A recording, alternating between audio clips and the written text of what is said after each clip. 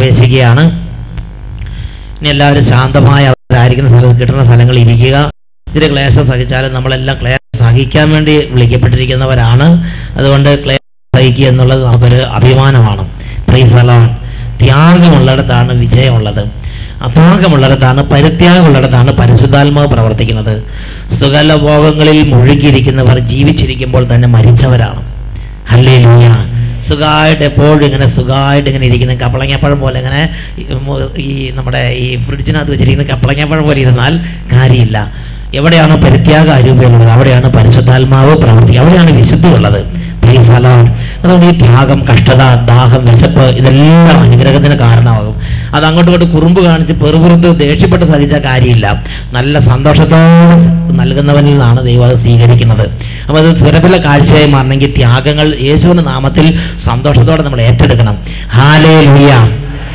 ഇന്ന് നമ്മൾ ചിന്തിക്കുന്ന വിഷയമാണ് മനുഷ്യന്റെ അന്ത്യങ്ങൾ 4. നമ്മുടെ കത്തോലിക്ക സഭയുടെ വളരെ പ്രധാനപ്പെട്ട ഒരു നമസ്കാരമാണത്. നമ്മൾ ചെറുപ്പത്തിൽ പഠിച്ചിരിക്കുന്ന നമസ്കാരമാണ്. അപ്പൊ നിങ്ങൾ ചിലർ ചിന്തിക്കുകയാണ്, ഇതൊക്കെ പറയാനാണോ അച്ഛന് വന്നിരിക്കുന്നത്? Price the Lord. ഈ ധ്യാനം എന്നൊക്കെ പറഞ്ഞാൽ എന്താ? ഇതിന്റെ പേര് അഡൾട്ട് കാറ്റഗിസം എന്നാണ്. Price the Lord. നമ്മൾ ചെറുപ്പത്തിൽ പഠിച്ച എല്ലാം ഒന്നുകൂടെ കേട്ട് പഠിക്കുന്നത് നല്ലതാണ്.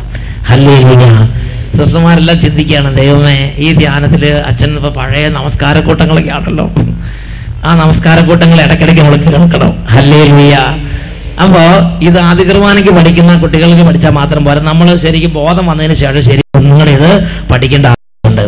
മനുഷ്യന്റെ അന്ത്യങ്ങൾ 4 എന്തൊക്കെയാണെന്ന് ഉറക്കെ പറ. 1 മരണം. അറിയാൻ പാടില്ലേ? മരണം. 2 വിധി. 3 സ്വർഗം. 4 നരകം. 5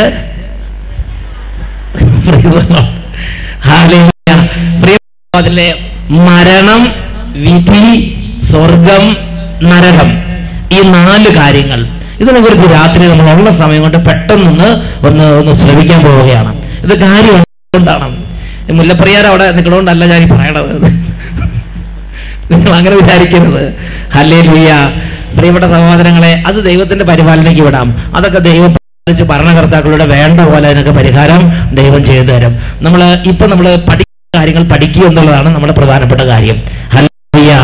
അപ്പോൾ ഹെബ്രായ ലേഖനത്തിൽ 9-ാം അധ്യായത്തിൽ 27-ാം വാക്യം, ഹെബ്രായ ലേഖനം 9-ാം അധ്യായം 27-ാം വാക്യം പഠിപ്പിക്കുകയാണ്. മനുഷ്യൻ മരിക്കണം, ആദ്യമേ മരിക്കണം, പിന്നെ വിധി എന്ന് എഴുതുന്നു. ഹല്ലേലൂയ. ഹല്ലേലൂയ. മനുഷ്യൻ ഒരു പ്രാവശ്യം മരിക്കണം, പിന്നെ വിധി എന്ന് എഴുതപ്പെട്ടിരിക്കുന്നു. പ്രിയപ്പെട്ട സഹോദരങ്ങളെ, മരണം എന്നുള്ളത് അത് നമുക്ക് ഇഷ്ടമുണ്ടെങ്കിലും ഇഷ്ടമില്ലെങ്കിലും, നമ്മൾ തയ്യാറെടുത്തിട്ടുണ്ടെങ്കിലും തയ്യാറെടുത്തിട്ടില്ലെങ്കിലും, നമ്മുടെ എല്ലാവരുടെയും ജീവിതത്തിൽ മരണം ഇങ്ങോട്ട് കയറി വരും. ഇതിനെക്കുറിച്ച് കത്തോലിക്ക സഭയുടെ മതബോധന ഗ്രന്ഥത്തിൽ 1021-ാമത്തെ ഖണ്ഡിക മരണത്തെക്കുറിച്ച് ഒരു പ്രബോധനം തരുന്നുണ്ട്. മരണത്തെക്കുറിച്ച് കത്തോലിക്ക സഭ അതിന്റെ ഔദ്യോഗിക പ്രബോധനം നൽകുന്ന ഒരു ഖണ്ഡിക 1021-ാം ഖണ്ഡികയാണ്. അതിൽ ഇങ്ങനെയാണ് വായിക്കുന്നത്. കത്തോലിക്ക സഭയുടെ മതബോധന ഗ്രന്ഥം എന്ന് പറഞ്ഞാൽ ഈ പുസ്തകമാണ്. ഇത് എവിടെയെങ്കിലും നിങ്ങൾ കാണുകയാണെങ്കിൽ ഒരെണ്ണം വാങ്ങിച്ചെടുക്കണം. ഇതിലാണ് നമ്മുടെ എല്ലാ ഉപദേശങ്ങളുടെയും സത്യവേദ പുസ്തകം വെച്ചുള്ള ഉപദേശങ്ങളുടെ സംഗ്രഹം ഇതിനകത്ത് ചുരുക്കി കൊടുത്തിരിക്കുകയാണ്. ഹല്ലേലൂയ. ഇപ്പൊ ഓരോ ഉപദേശത്തിനും പിന്നെ ഒരുപാട് വചനങ്ങളുടെ അടിത്തറയിലാണ് കത്തോലിക്ക സഭ ഓരോ ഉപദേശങ്ങളെ വെച്ചിരിക്കുന്നത്. അപ്പോൾ ഇതിൽ 1021-ാം ഖണ്ഡികയിൽ സഭ മരണത്തെക്കുറിച്ച് ഇങ്ങനെയാണ് പഠിപ്പിക്കുന്നത്. ക്രിസ്തുവിൽ വെളിവാക്കപ്പെട്ട കൃപാവരത്തെ സ്വീകരിക്കുന്നതിനോ തിരസ്കരിക്കുന്നതിനോ സാധ്യമായ സമയം എന്ന നിലയിലുള്ള ജീവിതത്തിന് മരണം അന്ത്യം കുറിക്കുന്നു. ഹല്ലേലൂയ. പ്രിയപ്പെട്ട സഹോദരങ്ങളെ, മരണം ഒരു യുഗത്തിന് അവസാനം കുറിക്കുകയാണ്.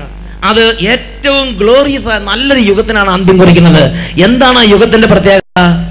ക്രിസ്തുവിൽ വെളിവാക്കപ്പെട്ട കൃപാവരത്തെ സ്വീകരിക്കുന്നതിനോ തിരസ്കരിക്കുന്നതിനോ സാധ്യമായ സമയം എന്ന നിലയിൽ ജീവിതത്തിന് മരണം അന്ത്യം കുറിക്കുന്നു. എനിക്കിത് എനിക്ക് സാധാരണ ഇങ്ങനത്തെ കാര്യങ്ങൾ പെട്ടെന്ന് മനസ്സിലായില്ല.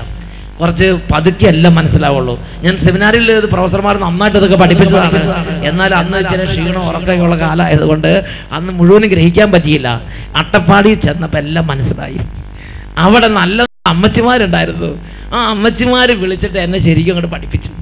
അതായത് ഈ അമ്മച്ചിമാരെന്ന് പറഞ്ഞ നിസ്സാര പാർട്ടികളൊന്നും ഞാൻ ചിന്തിക്കുന്നില്ല. ഒരുപാട് ജ്ഞാനം ഇവരുടെ ഉള്ളിൽ ദൈവം നിക്ഷേപിച്ചിരിക്കുകയാണ്. എനിക്ക് മാസം പറഞ്ഞാൽ ഈ മരണത്തിന്റെ ശുദ്ധീകരണ സ്ഥലമോ അല്ലെങ്കിൽ ഈ മരിച്ചവർക്ക് വേണ്ടിയുള്ള പ്രാർത്ഥനയുടെ ആഴങ്ങളോ ഇതൊന്നും ഫുൾ അറിയാൻ പാടില്ലാത്തൊരു കാലമുണ്ട്. ആദ്യത്തെ ഫസ്റ്റ് ഇയർ ആയ അച്ഛനായിരിക്കണ കാലം. അപ്പോൾ ഒരു അമ്മച്ചി എന്നെ വിളിച്ചു, അച്ഛൻ്റെ ആ പ്രാർത്ഥന രീതി കണ്ട് എനിക്ക് മനസ്സിലാകുക അച്ഛൻ ഇതിനകത്ത് കൂടുതലായി വെളിവ് കിട്ടിയിട്ടില്ലെന്ന് എനിക്ക് മനസ്സിലായെന്ന് അമ്മച്ചി പറഞ്ഞു. ഞാൻ പറഞ്ഞു, അമ്മച്ചി ഇച്ചിരി വെളിവ് കുറവുണ്ട്. ഇവിടെ ജീവിച്ചിരിക്കുന്നവരുടെ കാര്യം തന്നെ നോക്കാൻ നിവൃത്തിയില്ല. പിന്നെ ഈ മരിച്ചവരുടെ കാര്യം കൂടെ നമ്മൾ നോക്കണം എന്ന് പറഞ്ഞാൽ നമുക്ക് ചിന്തിക്കാൻ ഒത്തിരി ബുദ്ധിമുട്ടുള്ള ഒരു പ്രായത്തിലാണ് ഞാൻ കടന്നു പോകേണ്ടതെന്ന് ഞാൻ അമ്മച്ചിയോട് പറഞ്ഞു. അപ്പം അമ്മച്ചി പറഞ്ഞു, അച്ഛനൊരു കാര്യം മനസ്സിലാക്കണം. അതായത് ഈ ശുദ്ധീകരണ സ്ഥലത്ത് കിടക്കുന്ന ആത്മാക്കളുടെ സ്ഥിതി എന്താണെന്ന് അറിയാമോ എന്ന് ചോദിച്ചു. ഞാൻ പറഞ്ഞു, ഞാൻ കണ്ടിട്ടില്ല, എനിക്ക് അറിയാനും പാടില്ല. ആ അമ്മച്ചി പറയുകയാണ്, ഈ മുറ്റത്ത് നിൽക്കുന്ന മാവ് അച്ഛൻ ശ്രദ്ധിച്ചിട്ടുണ്ടോ? ഈ മുറ്റത്ത് നിൽക്കുന്ന വാഴ അച്ഛൻ ശ്രദ്ധിച്ചിട്ടുണ്ടോ? ഒരു മഴ വന്നാൽ അതിന് കുട ചൂടാൻ പറ്റുമോ? ഇല്ല. ഒരു കോടാലിയായിട്ട് ഒരാൾ വെട്ടാൻ വന്നാൽ അതിന് ഓടി രക്ഷപ്പെടാൻ പറ്റില്ല. എന്ത് സ്ഥിതിയിലാണോ അതായിരിക്കുന്നത് അതേപോലെ നിന്ന് സഹിക്കുക എന്നല്ലാതെ അതിന് വേറെ ഗത്യന്തരമില്ല. നല്ല ഒരു അഗ്നിക്കട്ട അതിന്റെ മേലേക്ക് വീഴുകയാണ്, അതിന് വേറെ രക്ഷപ്പെടാൻ പറ്റില്ല. അവിടെ നിന്ന് കൊള്ളുക എന്നല്ലാതെ നിവൃത്തിയില്ല. അതിനെ കോടാലി കൊണ്ട് വെട്ടിയാൽ, അതിന് തീയിട്ട് ചുട്ടാലും, അതിന്റെ മേൽ മഴ വന്നാലും, വെയിൽ വന്നാലും, മഞ്ഞ് വന്നാലും, വെള്ളം വന്നാലും, എന്തു തന്നെ വന്നാലും ശരി, എന്ത് വന്നോ അത് നിന്ന് കൊള്ളുക എന്നല്ലാതെ അതിന് വേറെ നിവൃത്തിയില്ല. എന്നിട്ട് ഈ അമ്മച്ചി പറയുകയാണ്, മരിച്ചതിന് ശേഷം സ്വർഗത്തിലേക്കല്ല നമ്മൾ പോകുന്നതെങ്കിൽ നരകത്തിലോ ശുദ്ധീകരണ സ്ഥലത്തിലോ ആണ് പെടുന്നതെങ്കിൽ നമ്മുടെ സ്ഥിതി അതുപോലെ ആയിരിക്കും.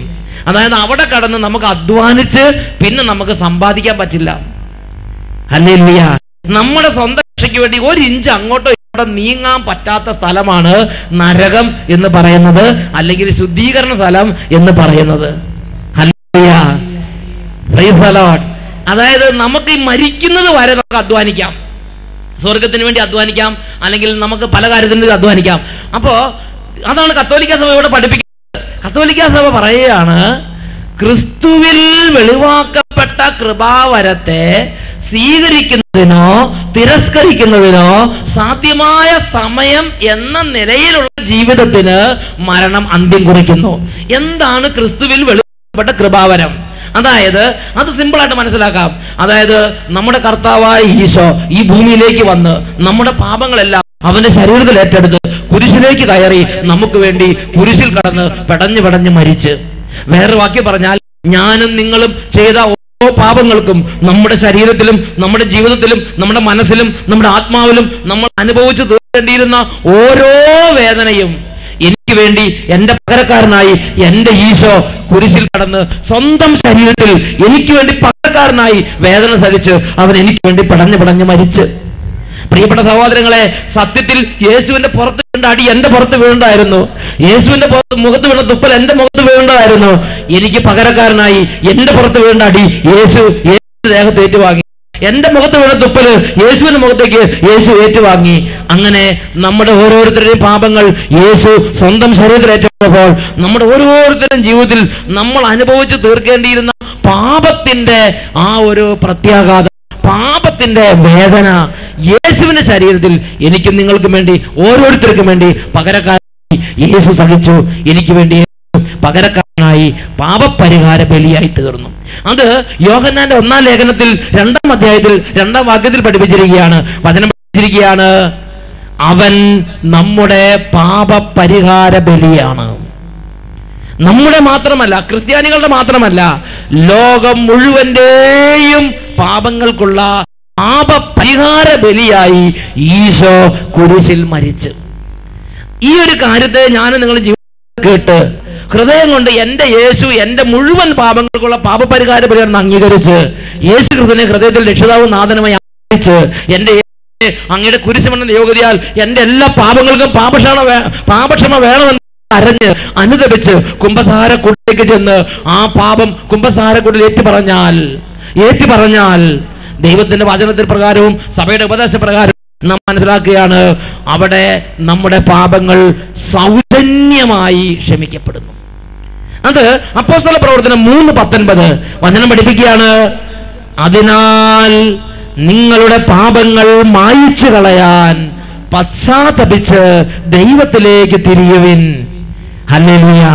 അതിനാൽ നിങ്ങളുടെ പാപങ്ങൾ മായിച്ചു കളയാൻ പശ്ചാത്തപിച്ച് ദൈവത്തിലേക്ക് തിരിയുവിൻ എന്ന് പറഞ്ഞാൽ, ഈ ഭൂമിയിൽ നമ്മൾ ആയിരിക്കുന്ന കാലത്ത് ഒരു വ്യക്തിക്ക് ദൈവവചനം ഇതുപോലെ വചനം കേട്ട് ഇരിക്കുമ്പോൾ ഉള്ളിൽ നിന്ന് പരിശുദ്ധാത്മ പറയാണ്, ജീവിതത്തിൽ കുറെ തെറ്റുകൾ വന്നിട്ടുണ്ട്, ചെയ്തതൊന്നും ശരിയായിട്ടില്ല, കുറെ കണ്ടെത്തലുകൾ വന്നിട്ടുണ്ട്, തെറ്റിപ്പോയി എന്നൊരു ബോധ്യം തരികയാണെങ്കിൽ അപ്പൊ തന്നെ അനുദപിച്ച് കുമ്പസാരക്കൂട്ടിലേക്ക് എന്ന്, എന്റെ ദൈവമേ എനിക്ക് ഒരുപാട് തെറ്റ് പറ്റിയിട്ടുണ്ട്, ഞാൻ ഇങ്ങനെയൊക്കെ ചെയ്ത ആളായിരുന്നു എന്ന് അനുതാപത്തോടെ പറഞ്ഞാൽ അതിന് അവിടെ ശിക്ഷാവിധിയില്ല. പറയുന്ന എല്ലാ പാപങ്ങളും സൗജന്യമായി ഈ ലോകത്തിലും വരാതിരിക്കുന്ന ലോകത്തിലും മായിച്ചു കളയും. പിന്നെ അതില്ല അവിടെ. അതേപോലെ സൗജന്യ പാപക്ഷമ യേശുവിന്റെ കുരിശുമരണത്തിന്റെ യോഗ്യതയാൽ നമുക്കുണ്ട്. ഹല്ലേലൂയ. ഈ ഒരു കൃപാവരത്തെ സ്വീകരിക്കുക, യേശുവിന്റെ കുരിശുമരണത്തിലൂടെ നമുക്ക് പ്രഖ്യാപിക്കും സൗജന്യ പാപക്ഷമ സ്വീകരിക്കാൻ സാധ്യമായ സമയം മരിക്കുന്ന സെക്കൻഡ് വരെയാണ്. മരണം കഴിഞ്ഞാൽ പിന്നെ അനുതാപത്തിന് വിലയില്ല. ആ ധനവാൻ ആ നരകത്തിൽ കിടന്ന് ഒരുപാട് കരഞ്ഞിട്ടുണ്ട്, ഒരു ഗുണമുണ്ടായില്ല. ഹല്ലേലൂയ. അവിടെ കിടന്ന് ഒരുപാട് മധ്യസ്ഥത ചെയ്ത് ഒരു 5 പൈസയുടെ ഗുണമുണ്ടായില്ല. ഹല്ലേലൂയ. അവിടെ സ്വന്തം കുടുംബത്തിലെ ബാക്കി കൂടപ്പിറപ്പുകളെ ഓർത്ത് ആത്മഭാരപ്പെട്ട് ആ ആത്മഭാരത്തിന് ഒരു വില ഉണ്ടായില്ല. ഹല്ലേലൂയ. ആത്മഭാരപ്പെടണമെങ്കിൽ ജീവിച്ചിരിക്കുന്ന കാലത്ത് ആത്മഭാരപ്പെടണം. എന്റെ കൂടപ്പിറപ്പുകൾ ഇങ്ങനെ പോയാൽ നരകത്തിൽ പോകും, അതുങ്ങൾ എങ്ങനെ സ്വർഗത്തിൽ കൊണ്ടുപോകാൻ വേണ്ടി ഞാൻ അധ്വാനിക്കാൻ കടപ്പെട്ടിരിക്കുന്നതാണെന്ന് വെളിവ് വെക്കണം ജീവിച്ചിരിക്കുന്ന കാലത്ത്. എന്നാൽ ധനാഢ്യൻ ആ നരകത്തിൽ കടന്ന് പീഡിപ്പിക്കപ്പെട്ടപ്പോഴാണ് വെളിവുണ്ടായത്. പ്രിയപ്പെട്ട സഹോദരങ്ങളെ, 5 പൈസയുടെ ഗുണം ആർക്കും ഉണ്ടായില്ല, ധനവാനും ഉണ്ടായില്ല, വീട്ടുകാർക്കും ഉണ്ടായില്ല. ഹല്ലേലൂയ. പ്രിയപ്പെട്ട സഹോദരൻ, വേറൊരു വാക്കി പറഞ്ഞാൽ, ക്രിസ്തുവിൽ വെളിവാക്കപ്പെട്ട കൃപാവരത്തെ സ്വീകരിക്കാനും തിരസ്കരിക്കാനും സാധ്യമായ സമയം ഈ ലോകത്തിൽ ജീവനുള്ള കാലം മാത്രമാണ്. മരിച്ചാൽ പിന്നെ അനുതാപം ഇല്ല, മരിച്ചാൽ പിന്നെ പ്രാർത്ഥിക്കാൻ, അത് നമ്മൾ നരകത്തിലോ ശുദ്ധീകരണ സ്ഥലത്തിലാണ് പോയിരിക്കണമെങ്കിൽ പിന്നെ ദൈവത്തെ സ്തുതിക്കാൻ പറ്റില്ല, പ്രാർത്ഥിക്കാൻ പറ്റില്ല, പരിഹാരം ചെയ്യാൻ പറ്റില്ല, ഒന്നും ചെയ്യാൻ പറ്റില്ല. ഏത് അവസ്ഥയിലേക്ക് വീഴുന്നത് ആ അവസ്ഥയിൽ നിന്ന് കൊള്ളുക എന്നല്ലാതെ അതിനൊരു ഗുണമില്ല. പിന്നെ ഇനി നിന്ന് കൊണ്ടാലും എന്താ മെച്ചം? ഇത് നിന്ന് കൊള്ളുക എന്നല്ലാതെ അതുകൊണ്ടൊരു പുണ്യയോഗ്യത നമുക്ക് കിട്ടുകയില്ല. ഹല്ലേലൂയ. അതുപോലെ 5 പൈസയുടെ ഗുണമില്ലാത്ത, ഉപകാരമില്ലാത്ത ഒരു പുണ്യയോഗ്യത സമ്പാദിക്കാൻ പറ്റാത്ത സഹനമാണ് നരകത്തിൽ ശുദ്ധീകരണ സ്ഥലത്തും അല്ലെങ്കിൽ അങ്ങനെയുള്ള കാര്യങ്ങളിൽ. പുണ്യയോഗ്യത അവിടെ നമുക്ക് നമ്മുടെ അധ്വാനം കൊണ്ടോ സഹനം കൊണ്ടോ അനുതാപം കൊണ്ടോ പ്രാർത്ഥന കൊണ്ടോ നേടാൻ കഴിയില്ല. ഹല്ലേലൂയ. അതാണ് ഈ ഒരു ഉപദേശത്തിന്റെ അർത്ഥം. പ്രിയപ്പെട്ട സഹോദരങ്ങളെ, അതുകൊണ്ട് ദൈവത്തിന്റെ വചനത്തിൽ ഈശോ നമുക്ക് മുന്നറിയിപ്പ് നൽകിയിട്ടുണ്ട്. എന്താണ് ഈശോ നമുക്ക് നൽകിയിരിക്കുന്ന മുന്നറിയിപ്പ്? ഈശോ അതുകൊണ്ട് 2 അതിപ്രധാനമായ മുന്നറിയിപ്പുകൾ മരണത്തെക്കുറിച്ച് നമുക്ക് നൽകിയിരിക്കുകയാണ്. ഒന്നാമത്തെ മുന്നറിയിപ്പാണ്, അതിനാൽ നിങ്ങളും ജാഗരൂകരായിരിക്കണം. ലൂക്കായുടെ സുവിശേഷത്തിൽ 12-ാം അധ്യായത്തിൽ 35-ാം തിരുലേഖനം, let your loins be girded and lamps burning. നിങ്ങൾ അരമുറുക്കിയും വിളക്ക് കത്തിച്ചു ഇരിക്കുവിൻ. കല്യാണ വിരുന്ന് കഴിഞ്ഞ് മടങ്ങി വന്ന് മുട്ടുന്ന ഉടനെ തുറന്നു കൊടുക്കാൻ അവന്റെ വരവും കാത്തിരിക്കുന്നവരെ പോലെ ആയിരിക്കുവിൻ എന്ന് പറഞ്ഞാൽ, ഈ ജീവിതത്തിൽ ഒരു ബേസിക് പ്രിൻസിപ്പിൾ ഈശോ നമുക്ക് വെച്ച് തന്നിരിക്കുകയാണ്. എന്താണ്? ഈശോ മരണം പിന്നെ വരുള്ളൂ, നാളെ വരുള്ളൂ, അടുത്ത ആഴ്ചയെങ്ങാനും ആയിരിക്കും എന്ന് ചിന്തിച്ച് ആശ്വസിച്ച് ഇരിക്കാൻ എനിക്ക് നിങ്ങൾക്ക് അനുവാദമുണ്ടോ? ഈശോയുടെ വചനത്തെ മാനിക്കുന്ന ഒരു ജീവിതമാണ് എൻ്റെ നിങ്ങളുടെ ജീവിതമെങ്കിൽ, എൻ്റെ ഈശോ, നമ്മുടെ ഈശോ നമുക്ക് നൽകിയിരിക്കുന്ന അടിസ്ഥാനപരമായ ഒരു ഉപദേശമാണ് ലൂക്ക 12:35. നിങ്ങൾ വിളക്ക് കത്തിച്ചും അരമുറുക്കിയും ഇരിക്കുവിൻ. കല്യാണ വിരുന്ന് കഴിഞ്ഞ് തങ്ങളുടെ യജമാനൻ മടങ്ങി വന്ന് മുട്ടുന്ന ഉടനെ തുറന്നു കൊടുക്കാൻ അവന്റെ വരവും കാത്തിരിക്കുന്നവരെ പോലെ ആയിരിക്കുവിൻ. ഏത് സമയത്ത് വന്നാലും അപ്പൊ തന്നെ വാതിൽ തുറന്നു കൊടുക്കാൻ കാത്തിരിക്കുന്നവരെ പോലെ ഏത് സമയത്ത് വന്നാൽ പുറപ്പെടാൻ റെഡി ആയിരിക്കണമെന്ന് ദൈവത്തിന്റെ വചനത്തിൽ ദൈവത്തിന്റെ പുത്രനായ യേശു നമ്മളെ ഉത്ബോധിപ്പിച്ചിരിക്കുകയാണ്. സത്യത്തിൽ ഈ വചനം ആരെങ്കിലും ഹൃദയത്തിൽ സ്വീകരിച്ചിട്ടുണ്ടോ? യേശു പറഞ്ഞ ചില വചനങ്ങൾ സ്വീകരിക്കുകയും ചില വചനങ്ങൾ സ്വീകരിക്കാതിരിക്കുകയും ചെയ്യുന്നത് എന്തുകൊണ്ട്? പ്രിയപ്പെട്ട സഹോദരങ്ങളെ, നമ്മുടെ ജീവിതത്തിൽ അപ്പൊ ഈ അടുത്ത സെക്കൻഡിൽ മരിച്ചാൽ ഞാൻ റെഡിയാണോ എന്ന് ഞാൻ ഒന്ന് ചിന്തിച്ചു നോക്കിക്കേ. ഹല്ലേലൂയ. ഇത് ദൈവവചനം ലംഘിച്ച് മുമ്പോട്ട് വന്ന രീതിയാണത്. നമ്മുടെ കർത്താവ് വെറുതെ അങ്ങോട്ട് പറഞ്ഞിരിക്കുന്ന ഒരു ഉപദേശമല്ല ഇത്. ഞാനൊരു ഉദാഹരണം പറയാം. പ്രിയപ്പെട്ട കേൾക്കുന്നുണ്ടോ? ഈ ഭൂമിയിലെ ജീവിതത്തിൽ നമുക്ക് എന്തുണ്ട് പ്രത്യേകിച്ച് അങ്ങനെ ഒരു ബലം പിടിക്കാനായിട്ട്? ഞാനൊരു ഉദാഹരണം പറയാം. ഞാൻ പാലക്കാട് മൈനർ സെമിനാരിയിൽ പഠിക്കുന്ന കാലം, ഒരു ദിവസം അന്ന് എൻ്റെ ചിറ്റപ്പൻ്റെ വീട്ടില് ഒരു ഒത്തുകല്യാണം നടക്കണം. ആദ്യമായിട്ടാണ് ഞങ്ങളുടെ കുടുംബത്തിന് ഒരു ഫംഗ്ഷൻ നടക്കുന്നത്. സെമിനാരി പോയിട്ട് ആദ്യമായിട്ട് എനിക്ക് ഒരു ഫംഗ്ഷൻ ക്ഷണിക്കുകയാണ്. ഞാൻ പറഞ്ഞു ഞാൻ വരാം, ഒത്തുകല്യാണത്തിനൊക്കെ പോകുമെന്ന് പറഞ്ഞ് എനിക്ക് വലിയ സന്തോഷമാണ്. പെണ്ണിൻ്റെ വീട്ടിൽ ഒത്തുകല്യാണം എന്ന് പറഞ്ഞാൽ കുറച്ചും കൂടെ സന്തോഷം. അപ്പോൾ ചിറ്റപ്പൻ്റെ മകളുടെ ഒത്തുകല്യാണമായിരുന്നു. അന്ന് പഴയ കാലമായതുകൊണ്ട് ഇങ്ങനെ കാറ്ററിംഗുകാരൊന്നും ഏൽപ്പിക്കുന്ന രീതിയല്ല, വീട്ടിൽ തന്നെ എല്ലാം ഉണ്ടായി. 3-4 ദിവസം മുമ്പോട്ട് തുടങ്ങും പരിപാടികളൊക്കെ. അപ്പോൾ അങ്ങനെ ആ എല്ലും കപ്പയിട്ട് പുഴുകണ കാലമൊക്കെ അന്ന് ഓർത്താൽ മതി. ഹല്ലേലൂയ. അങ്ങനെ എന്നെ വിളിച്ച് ഞാൻ പറഞ്ഞു ഞാൻ വരാമെന്ന് പറഞ്ഞു. റെക്ടറേറ്റിനോടൊക്കെ നേരത്തെ പെർമിഷൻ എടുത്ത് വെച്ചു. കാരണം ഒത്തുകല്യാണത്തിന് പോവുകയാണ്. അതിനനുസരിച്ച് നന്നായിട്ട് പ്രാർത്ഥിച്ചൊക്കെ നന്നായിട്ട് ഒരുങ്ങി. അങ്ങനെ ഒത്തുകല്യാണത്തിന് രാവിലെ പുറപ്പെടാൻ ഞാൻ റെഡിയായി നിൽക്കുന്ന സമയത്ത് റെക്ടറേറ്റ് വന്നിട്ട് പറഞ്ഞു, ബ്രദറെ ഒത്തുകല്യാണം മാറ്റി വെച്ചെന്നാ തോന്നണേ, എന്നാലും ബ്രദർ ചെല്ലാൻ പറഞ്ഞിട്ടുണ്ട്, ബ്രദർ പൊക്കോ, ഒത്തുകല്യാണം മാറ്റി വെച്ചിട്ടുണ്ടെന്ന് പറഞ്ഞു. എന്താ സംഭവം എന്ന് എനിക്ക് മനസ്സിലായില്ല. ഞാൻ വീട്ടിൽ വന്ന് നോക്കുമ്പം അവിടെ ഒത്തുകല്യാണം ഇല്ല. പകരം അവിടെ വേറെ വലിയ കരച്ചിലും വിലാപവും നടക്കുക. എന്താ സംഭവം എന്ന് വെച്ചാൽ, തലേ രാത്രി പെണ്ണിന്റെ വീട്ടിൽ ഒത്തുകല്യാണം എന്ന് പറഞ്ഞൊരു കല്യാണത്തിന്റെ ഇഫക്റ്റാണ്. പന്തല് അങ്ങനെ ഓരോ കാര്യങ്ങളൊക്കെ ഉണ്ട്. അങ്ങനെ അതെല്ലാം കഴിഞ്ഞ് പിന്നെ കള്ളപ്പം പരിപാടികൾ, അത് വീട്ടിലെല്ലാവരും അവരവരും ഉണ്ടാക്കുകയാണ്. അങ്ങനെ ഉണ്ടാക്കി പിന്നെ പിറ്റേ ദിവസത്തിനുള്ളതൊക്കെ നമ്മൾ വീട്ടിൽ ബന്ധുക്കളും മിത്രങ്ങളും എല്ലാം കൂടെ ചേർന്ന് ഉണ്ടാക്കുകയാണ്. അങ്ങനെ 10,000 പേരെ വിളിച്ചിട്ടുണ്ട്. ഒരു ഗംഭീരമായ ഒത്തുകല്യാണമാണ്. അതുകൊണ്ട് ഒരു കല്യാണത്തിന്റെ ഇഫക്റ്റ് അതിനുണ്ട് ശരിക്കും. അങ്ങനെ കള്ളയപ്പം, ഇറച്ചി, പിന്നെ അതിന്റെ പരിപാടി, റൊട്ടി, ഉള്ളി, ഓരോ സംഗതികൾ. ഉള്ളിക്കൊക്കെ ഇപ്പം എന്താ വില പോട്ടെ. ഇവിടെ സഹോദരങ്ങളെ, അതെല്ലാം അരിഞ്ഞ് 10-12 മണി വരെ എല്ലാവരും വർക്ക് ചെയ്ത് എന്നിട്ട് പറഞ്ഞു നമുക്ക് 3 മണിക്ക് എഴുന്നേറ്റ് അപ്പം തൊള്ളാൻ തുടങ്ങിയാലാണ് 10-11 മണി ആകുമ്പോഴേക്കും അപ്പമൊക്കെ തീരുള്ളൂ. കാരണം 10,000 പേർക്ക് വിളിയുള്ളതാണ്. അതനുസരിച്ച് എല്ലാം ഒരുങ്ങണം എന്നൊക്കെ പറഞ്ഞ് തലേ ദിവസം ഒരു 10-12 മണി വരെ എല്ലാം കുറേയൊക്കെ വർക്ക് ചെയ്ത് കുറേയൊക്കെ റൊട്ടിയൊക്കെ അരിഞ്ഞു വെക്കാണ്ട് കുറച്ചൊക്കെ അരിഞ്ഞു വെച്ച് ബാക്കി പിന്നെ തുടങ്ങാന്നൊക്കെ പറഞ്ഞ് അങ്ങനെ എല്ലാവരും 10-12 മണി ആകുമ്പം കടന്നു. എന്നിട്ട് 3 മണിക്ക് ടൈലീസ് വരും എഴുന്നേക്കാൻ വേണ്ടി. അങ്ങനെ 3 മണിക്ക് എല്ലാവരും എഴുന്നേറ്റ് അപ്പോൾ ഒരു കട്ടൻ ചായ ഉണ്ടാക്കി കുടിച്ച് പണി അപ്പം ചൂടാനുള്ള ഒരു കല്ലൊക്കെ റെഡിയാക്കി ഓരോ വർക്കുകൾക്ക് റെഡിയാക്കി എല്ലാവരും വർക്കൊക്കെ തുടങ്ങുകയാണ്.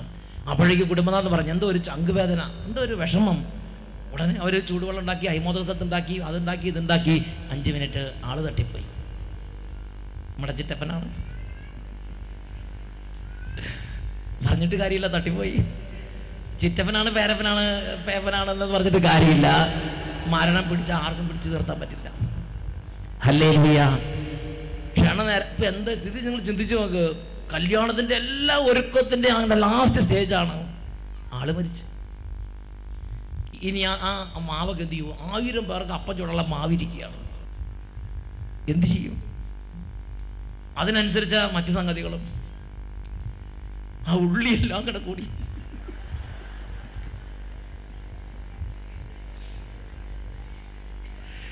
അപ്പൊ ചിലര് പറഞ്ഞു ഈ മാവെല്ലാം മറിച്ചു കളയാന്ന് പറഞ്ഞു.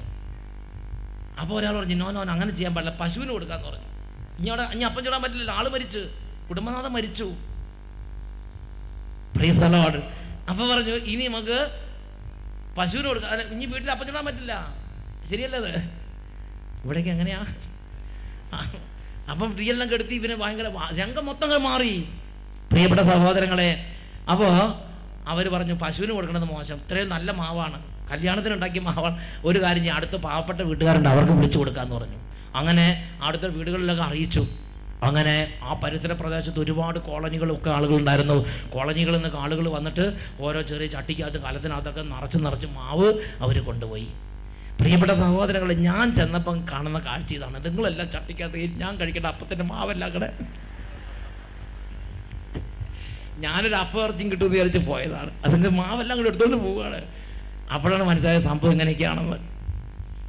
അപ്പൊ ഞാൻ അവിടെ നിന്ന് പിന്നീട് ഞാൻ ചിന്തിച്ചൊരു കാര്യമുണ്ട്. ഞാൻ ചിന്തിച്ചെന്താണെന്നറിയോ? തലേ രാത്രിയിൽ ഒരു വീട്ടിൽ മാവ് കുഴച്ച് വെച്ചു, പിറ്റേ പ്രഭാതത്തിൽ നാട്ടിലെ എല്ലാ വീട്ടിലും അപ്പം ചുട്ട്. നിങ്ങളുടെ വീട്ടിൽ കിടക്കണ അരി ഉണ്ടല്ലോ, അടുപ്പത്തിട്ട് പോകുന്ന അരിയില്ലേ, അതിന്റെ ചോറ് ആര് ഉണ്ണണം തീരുമാനിക്കണം നമ്മളല്ല, ദൈവം തീരുമാനിക്കും. നിങ്ങൾ കഴിക്കണോ വേറെ ആരെങ്കിലും പശു കഴിക്കണോ ദൈവം തീരുമാനിക്കും. നിങ്ങൾ വെച്ചിരിക്കുന്ന മടക്കി വെച്ച സാരി ഉണ്ടല്ലോ, അത് നിങ്ങൾ ഉടുക്കണോ?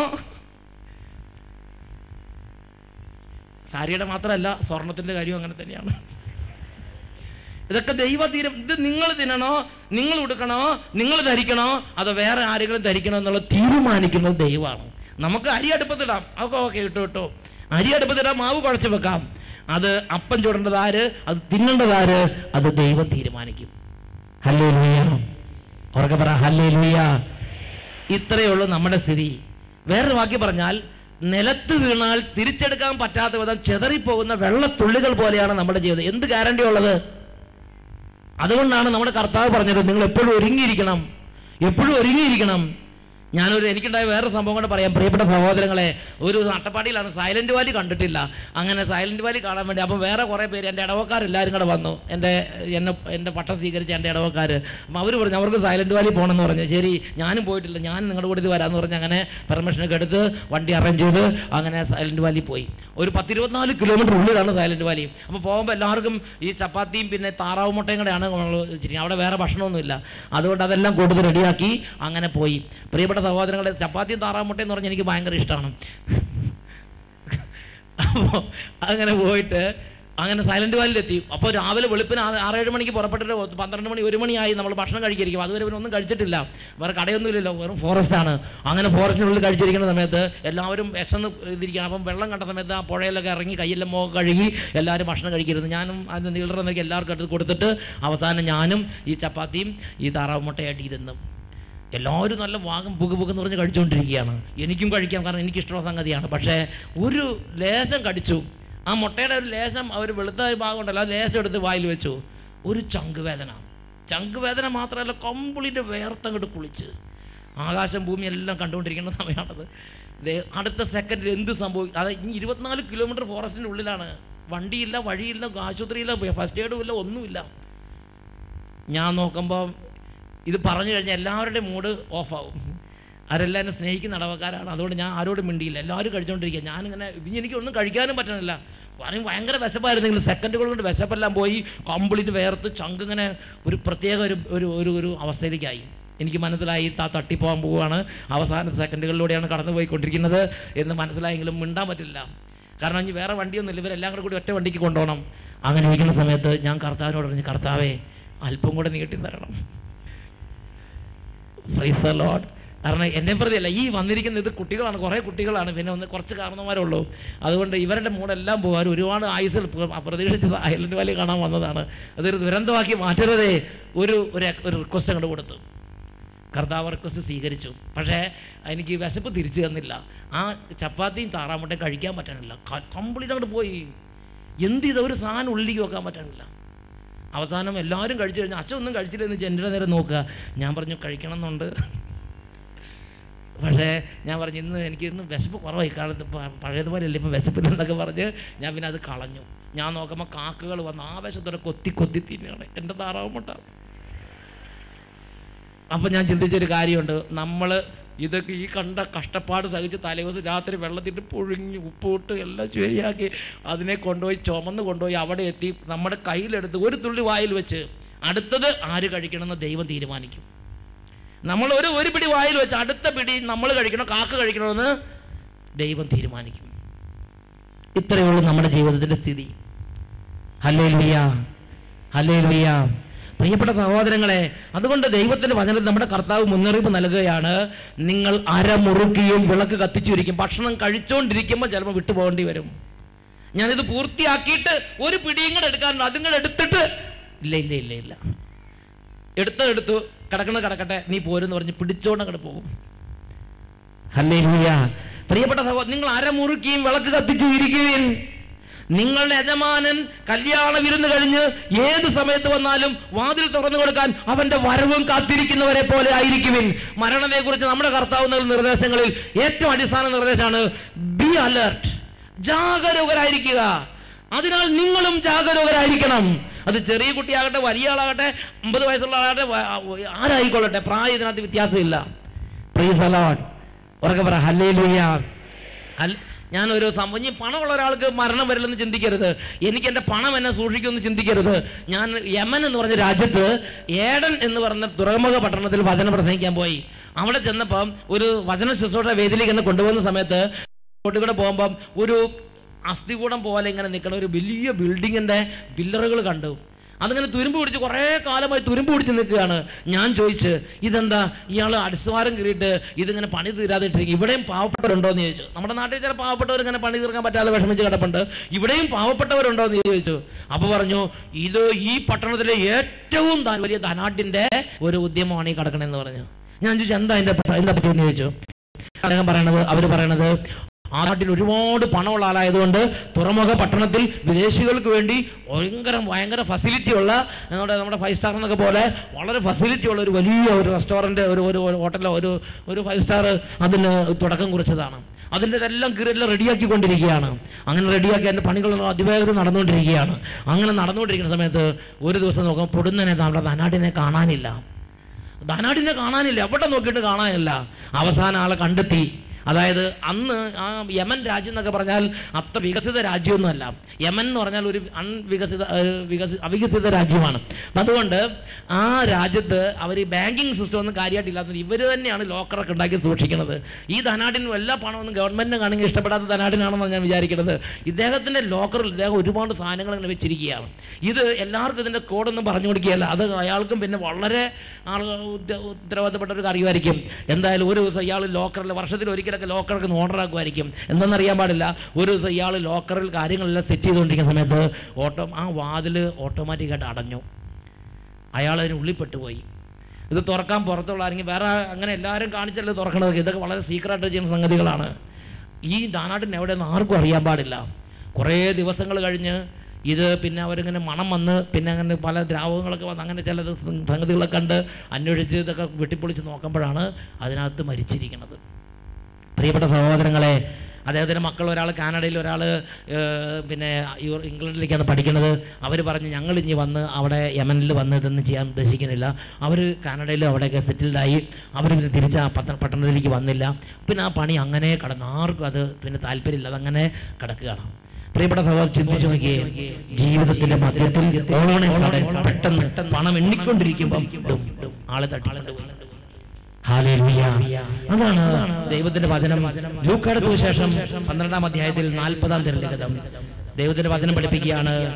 എന്തെന്നാൽ പ്രതീക്ഷിക്കാത്ത മണിക്കൂറിൽ മനുഷ്യപുത്രൻ വരും. പ്രതീക്ഷിക്കാത്ത, അത് കൃത്യം പറഞ്ഞിട്ടുണ്ട്. നിങ്ങൾ പ്രതീക്ഷിച്ചിരിക്കുന്ന സമയത്ത് വരുമെന്നല്ല പറഞ്ഞിരിക്കുന്നത്. അല്ലെങ്കിൽ വരുന്നതിന് മുമ്പ് ഒരു ഇന്റിമേഷൻ ലെറ്റർ തന്നിട്ട് വരുമെന്നല്ല പറഞ്ഞിരിക്കുന്നത്. ഒരു ഫോൺ കോൾ, ഇതാ ഞാൻ ഇവിടെ വരെ എത്തിയിട്ടുണ്ട്, 5 മിനിറ്റിനുള്ളിൽ എത്തും എന്ന് പറഞ്ഞിട്ട് വരുമെന്നല്ല പറഞ്ഞിരിക്കുന്നത്. നിങ്ങൾ ഒട്ടും പ്രതീക്ഷിച്ചിരിക്കാത്ത സമയത്ത് പൊടുന്നനെ അവൻ കയറി വരും. ഹല്ലേലൂയ. നിങ്ങൾ ഒട്ടും, അത് ലൂക്കായുടെ സുവിശേഷം 12:40 പഠിപ്പിക്കുകയാണ്. നിങ്ങൾ പ്രതീക്ഷിക്കാത്ത മണിക്കൂറിൽ അവൻ പ്രവേശിക്കും. സഭാപ്രസംഗന്റെ പുസ്തകത്തിൽ 8-ാം അധ്യായത്തിൽ 8-ാം തിരുലിഖിതം, സഭാപ്രസംഗൻ 8-ാം അധ്യായത്തിൽ 8-ാം തിരുലിഖിതം വചനം പഠിപ്പിക്കുകയാണ്. പ്രാണനെ പിടിച്ചു നിർത്താനോ മരണസമയം നിശ്ചയിക്കാനോ ആർക്കും അധികാരമില്ല. പ്രാണനെ പിടിച്ചു നിർത്താനോ മരണസമയം നിശ്ചയിക്കാനോ ആർക്കും അധികാരമില്ല. പ്രതീക്ഷിക്കാത്ത മണിക്കൂറിൽ പൊടുന്നനെ സംഭവിക്കും. അൺഎക്സ്പെക്ടഡ് അവർ എന്നാണ് അതിന്റെ പേര്, അൺഎക്സ്പെക്ടഡ് അവർ. അതിനാൽ നിങ്ങളും ജാഗരൂകരായിരിക്കും. പ്രതീക്ഷിക്കാത്ത സമയത്ത് മനുഷ്യപുത്രൻ വരും എന്ന് യേശു പഠിപ്പിച്ചിരിക്കുകയാണ്. ഇത് ബാലരമയിലും പൂമ്പാറ്റയിലും വരുന്ന മായാവി കഥ പോലെയുള്ള ഉപദേശം ഒന്നും ചിന്തിക്കരുത്. പ്രിയപ്പെട്ട സഹോദരങ്ങളെ, മാറ്റത്തിന് നിഴലില്ലാത്ത പുത്രന്റെ വചനം പൊടുന്നനെ നിങ്ങൾ കേട്ടുകൊണ്ടിരിക്കുമ്പോൾ ചിലപ്പോൾ നിങ്ങളുടെ ജീവിതത്തിൽ സംഭവിക്കാം. നിങ്ങളുടെ ജീവിതത്തിലല്ല, എൻ്റെ ജീവിതത്തിലും എല്ലാവരുടെ ജീവിതത്തിലും സംഭവിക്കാൻ സാധ്യതയുണ്ട്. മനുഷ്യനായ എല്ലാവരുടെ ജീവിതത്തിലും ഇത് ഏത് സെക്കൻഡിലും സംഭവിക്കാൻ സാധ്യതയുണ്ട്. ജാഗരൂകരായിരിക്കുക. ഇതാണ് മരണത്തെക്കുറിച്ച് നമ്മുടെ കർത്താവ് നൽകിയിരിക്കുന്ന 1-ാമത്തെ ഉപദേശം. നിങ്ങളും ജാഗരൂകരായിരിക്കണം. ഹല്ലേലൂയ. രണ്ടാമത്തെ കാര്യം കർത്താവ് പറഞ്ഞിരിക്കുന്നതാണ്, മരിക്കുന്നതിന് മുമ്പ് സ്വർഗത്തിൽ നിക്ഷേപം കരുതി വെക്കണം. വെറുതെ ലാലാപാടി ചെന്നാൽ കയറാവുന്ന സ്ഥലം അല്ല സ്വർഗം എന്ന് പറയുന്നത്. Price the Lord. മരിക്കുന്നതിന് മുമ്പ് സ്വർഗത്തിൽ നിക്ഷേപമുള്ളവർക്കാണ് അങ്ങോട്ട് പ്രവേശനമുള്ളത്. നിങ്ങൾ മരിക്കുന്നതിന് മുമ്പ് സ്വർഗത്തിൽ നിക്ഷേപം കരുതി വെക്കാൻ ഗവനിക്കാത്ത ഒരു ജീവിതം നയിച്ചുകൊണ്ടിരിക്കുകയാണെങ്കിൽ പ്രിയ സഹോദരങ്ങളെ, മരിക്കുമ്പോൾ നിങ്ങൾക്ക് വേണ്ടി കരുതി വെക്കപ്പെട്ടിരിക്കുന്നത് പല്ലുകടിയും വിലാപവുമുള്ള സ്ഥലമായിരിക്കുമെന്ന് കർത്താവ് വ്യക്തമായി മുന്നറിയിപ്പ് തന്നിട്ടുണ്ട്. അത് താലന്തുകളുടെ ഉപമയിൽ കർത്താവ് വ്യക്തമാക്കിയിരിക്കുകയാണ്. ജീവിതകാലത്ത് എല്ലാവർക്കും താലന്തുകൾ നൽകിയിരിക്കുകയാണ്, ഓരോ കഴിവുകൾ നൽകിയിരിക്കുകയാണ്. ഇത് വർദ്ധിപ്പിക്കാതെ ഈ ജീവിതകാലത്ത് ചുമ്മാ അലസരായി നിത്യസത്യങ്ങളെ കുറിച്ച് തിരിച്ചറിവില്ലാത്തവരായി ഈ ലോകത്ത് ഞാനും നിങ്ങൾ ജീവിച്ചാൽ ആ മണ്ണിൽ താലന്ത് കുഴിച്ചിട്ട ആ മടിയനായ ഭൃത്യനോട് എന്നതുപോലെ മരണനിമിഷങ്ങളിൽ നമ്മളോട് ഒരു ഇടപെടൽ ഉണ്ടാവുകയില്ലെന്ന് നമുക്ക് എങ്ങനെ വിചാരിക്കാൻ പറ്റും? പ്രിയപ്പെട്ട സഹോദരങ്ങളെ, മണ്ണിൽ താലന്ത് കുഴിച്ചിട്ട ആ മടിയനായ ഭൃത്യനെ പോലെയാണ് ഞാൻ നിങ്ങൾ ജീവിച്ചുകൊണ്ടിരിക്കുന്നത്. സ്വർഗത്തിൽ എനിക്ക് നിങ്ങൾക്ക് വേണ്ടി എന്തെങ്കിലും കരുതി വെക്കണമെന്ന് എന്റെ കർത്താവ് കൽപ്പിച്ചിരിക്കുന്നത് വെറുതെയാണോ? ഇത് വെറുതെയാണോ കർത്താവ് കൽപ്പിച്ചിരിക്കുന്നത്? ഓരോ മനുഷ്യനുള്ള മറ്റൊരു ഗൗരവമേറിയ ഉത്തരവാദിത്തമാണ് മരിക്കുന്നതിന് മുമ്പ് സ്വർഗത്തിൽ നമുക്കായി നിക്ഷേപങ്ങളെ കരുതണം. ലൂക്കായുടെ സുവിശേഷത്തിൽ 12-ാം അധ്യായത്തിൽ 33-ാം തിരുലിഖിതം, സ്വർഗത്തിൽ നിങ്ങൾക്കായി നിക്ഷേപങ്ങളെ കരുതിക്കൊള്ളുക, അവിടെ കള്ളന്മാർ കടന്നു വരികയോ ചിതൽ നശിപ്പിക്കുകയില്ല. നിങ്ങളുടെ സമ്പത്ത് വിറ്റ് ദാനം ചെയ്യുവിൻ, പഴകിപ്പോകാത്ത പണസഞ്ചികൾ സ്വർഗത്തിൽ നിങ്ങൾക്കായി സംഭരിച്ചു വെക്കുവിൻ, സ്വർഗത്തിൽ നിങ്ങൾക്കായി നിക്ഷേപങ്ങളെ കരുതുവിൻ, അവിടെ കള്ളന്മാർ കടന്നു വരികയോ ചിതൽ നശിപ്പിക്കുകയില്ല. ഹല്ലേലൂയ. പ്രിയപ്പെട്ട സഹോദരങ്ങളെ, ഈ ഭൂമിയിലുള്ള നമ്മുടെ സമ്പത്ത് അത് നിത്യമായി നമുക്ക് ഉപയോഗിക്കാൻ പറ്റുകയില്ല. എന്ന് ഈ ജീവിതം അവസാനിക്കുന്നു അന്ന് തൊട്ട് അത് വേറെ ആളുടെ കയ്യിലേക്ക് പോകും. Price the Lord. എന്നാൽ നമ്മുടെ കർത്താവ് പറഞ്ഞു നമുക്ക് എന്നും ഉപയോഗിക്കാവുന്ന സമ്പത്തുണ്ട്. എന്നും ജീവിച്ചിരിക്കുന്ന കാലത്തും മരിച്ചതിന് ശേഷവും നമുക്ക് ഉപകാരമുള്ള സമ്പത്തുണ്ട്. അതാണ് സ്വർഗത്തിലെ നിക്ഷേപം. സ്വർഗത്തിലെ നിക്ഷേപം. ഈ ഭൂമിയിലെ സമ്പത്തോട് സ്വർഗത്തിൽ നമുക്ക് നിക്ഷേപം ഉണ്ടാക്കാൻ പറ്റുമെന്ന് കർത്താവ് പഠിപ്പിച്ചു. അതാണ് നിങ്ങളുടെ പണസഞ്ചികൾ വേഗം വിറ്റ് സ്വർഗത്തിൽ പഴകിപ്പോകാത്ത പണസഞ്ചിയാക്കി രൂപാന്തരപ്പെടുത്തുക എന്ന് കർത്താവ് പറഞ്ഞിരിക്കുന്നത്. വിവേകമുള്ളവൻ എല്ലാം കേട്ട് ഗ്രഹിക്കും. Hallelujah, hallelujah. കുറെ പേരുണ്ട്, അവരുടെ സ്ഥിതി എന്താണെന്ന് ബൈബിൾ പഠിപ്പിക്കുകയാണ്.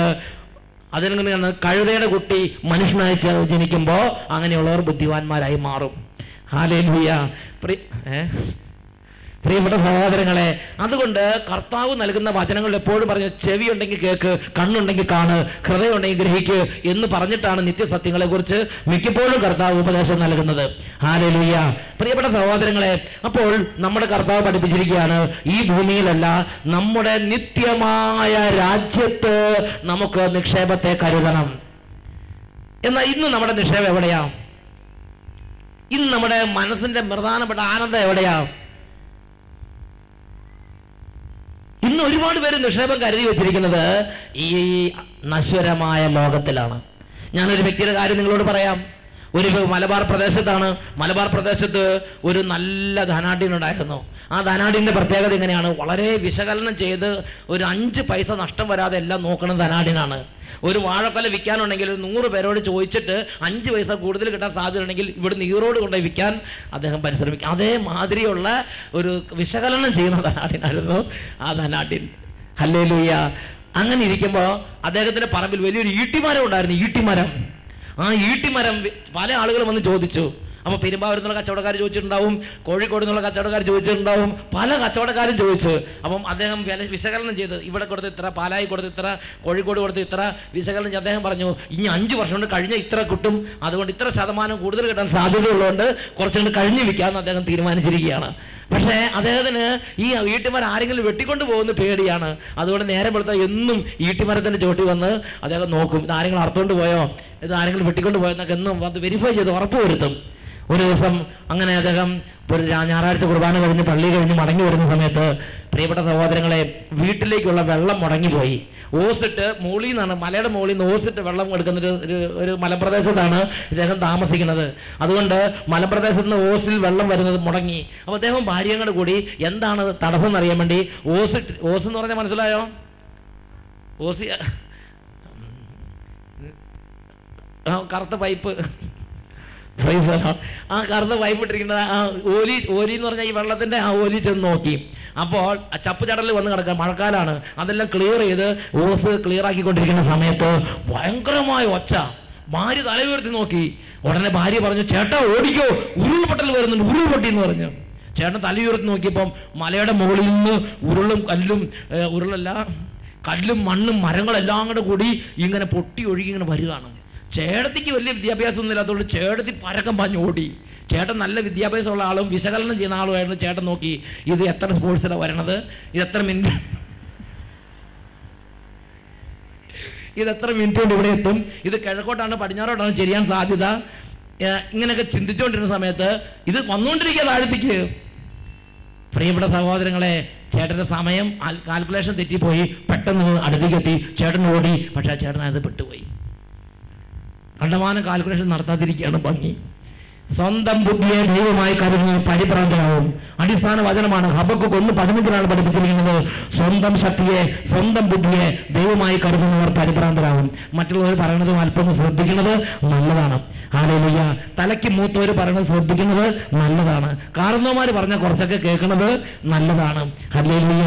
പ്രിയപ്പെട്ട സഹോദരങ്ങളെ, അപ്പോ ഈ ചേട്ടൻ അതിനകത്ത് പെട്ടുപോയി. ആ നാട്ടുകാരെല്ലാം അന്വേഷിച്ചു ഈ ചേട്ടനെ കാണാനില്ല. അതായത് കൊത്തി മാന്തി, അന്ന് JCB ഇല്ലാത്ത കാലമാണ്, 10-25 വർഷങ്ങൾക്ക് മുമ്പായിരിക്കണം. JCB ഇല്ലാത്ത കാലമാണ്. അപ്പോൾ ഇതൊക്കെ നോക്കി നടന്നു, എവിടെ നോക്കിയിട്ടും ചേട്ടനെ കാണാനില്ല. അപ്പോൾ ഈ ചേട്ടനെ കാണാനില്ലാതെ വിഷമിക്കുന്ന സമയത്ത് ഇവിടെ ചേട്ടനെ കൂടെ അപ്പോൾ ആരോ ഒരാൾ പറഞ്ഞെന്ന് പറഞ്ഞത്, ആ ഈട്ടിമരത്തിൻ്റെ ചുവട്ടിൽ ഒരു പക്ഷേ, കാരണം ചേട്ടൻ്റെ മുഖ്യ വിചാരം ഈട്ടിമരമായിരുന്നു. അതുകൊണ്ട് ആ ഈട്ടിമരത്തിൻ്റെ ചുവട്ടിൽ ചിലപ്പോൾ കാണുമായിരിക്കും എന്ന് പറഞ്ഞ് അതിങ്ങനെ ആളുകൾ ചിരിച്ചെങ്കിലും ഒരാൾ സീരിയസ് ആയിട്ട് എടുത്ത് അവിടെ പോയി കളച്ചു നോക്കിയപ്പം 2 തൂമ്പ കളച്ചപ്പോഴേക്കും ചേട്ടൻ എന്താ ആ ഈട്ടിമരത്തിൻ്റെ ചുവട്ടിൽ കിടക്കണം. ആ ഈട്ടിമരം തന്നെ ഈ ഉരുൾപൊട്ടലിൽ ചിന്നി അങ്ങോട്ട് ചെതറിപ്പോയിരിക്കുകയാണ്. അതിൻ്റെ നടുവിൽ ഈ ചേട്ടൻ കിടപ്പുണ്ട്. ഇതാ ഇടവകൽ എല്ലാ നാട്ടുകാരും കണ്ടൊരു സംഭവമാണ്. പ്രിയപ്പെട്ട സഹോദരങ്ങളെ, നിന്റെ നിക്ഷേപം എവിടെയോ അവിടെ തന്നെ നീ ഉണ്ടാവും അവസാനം.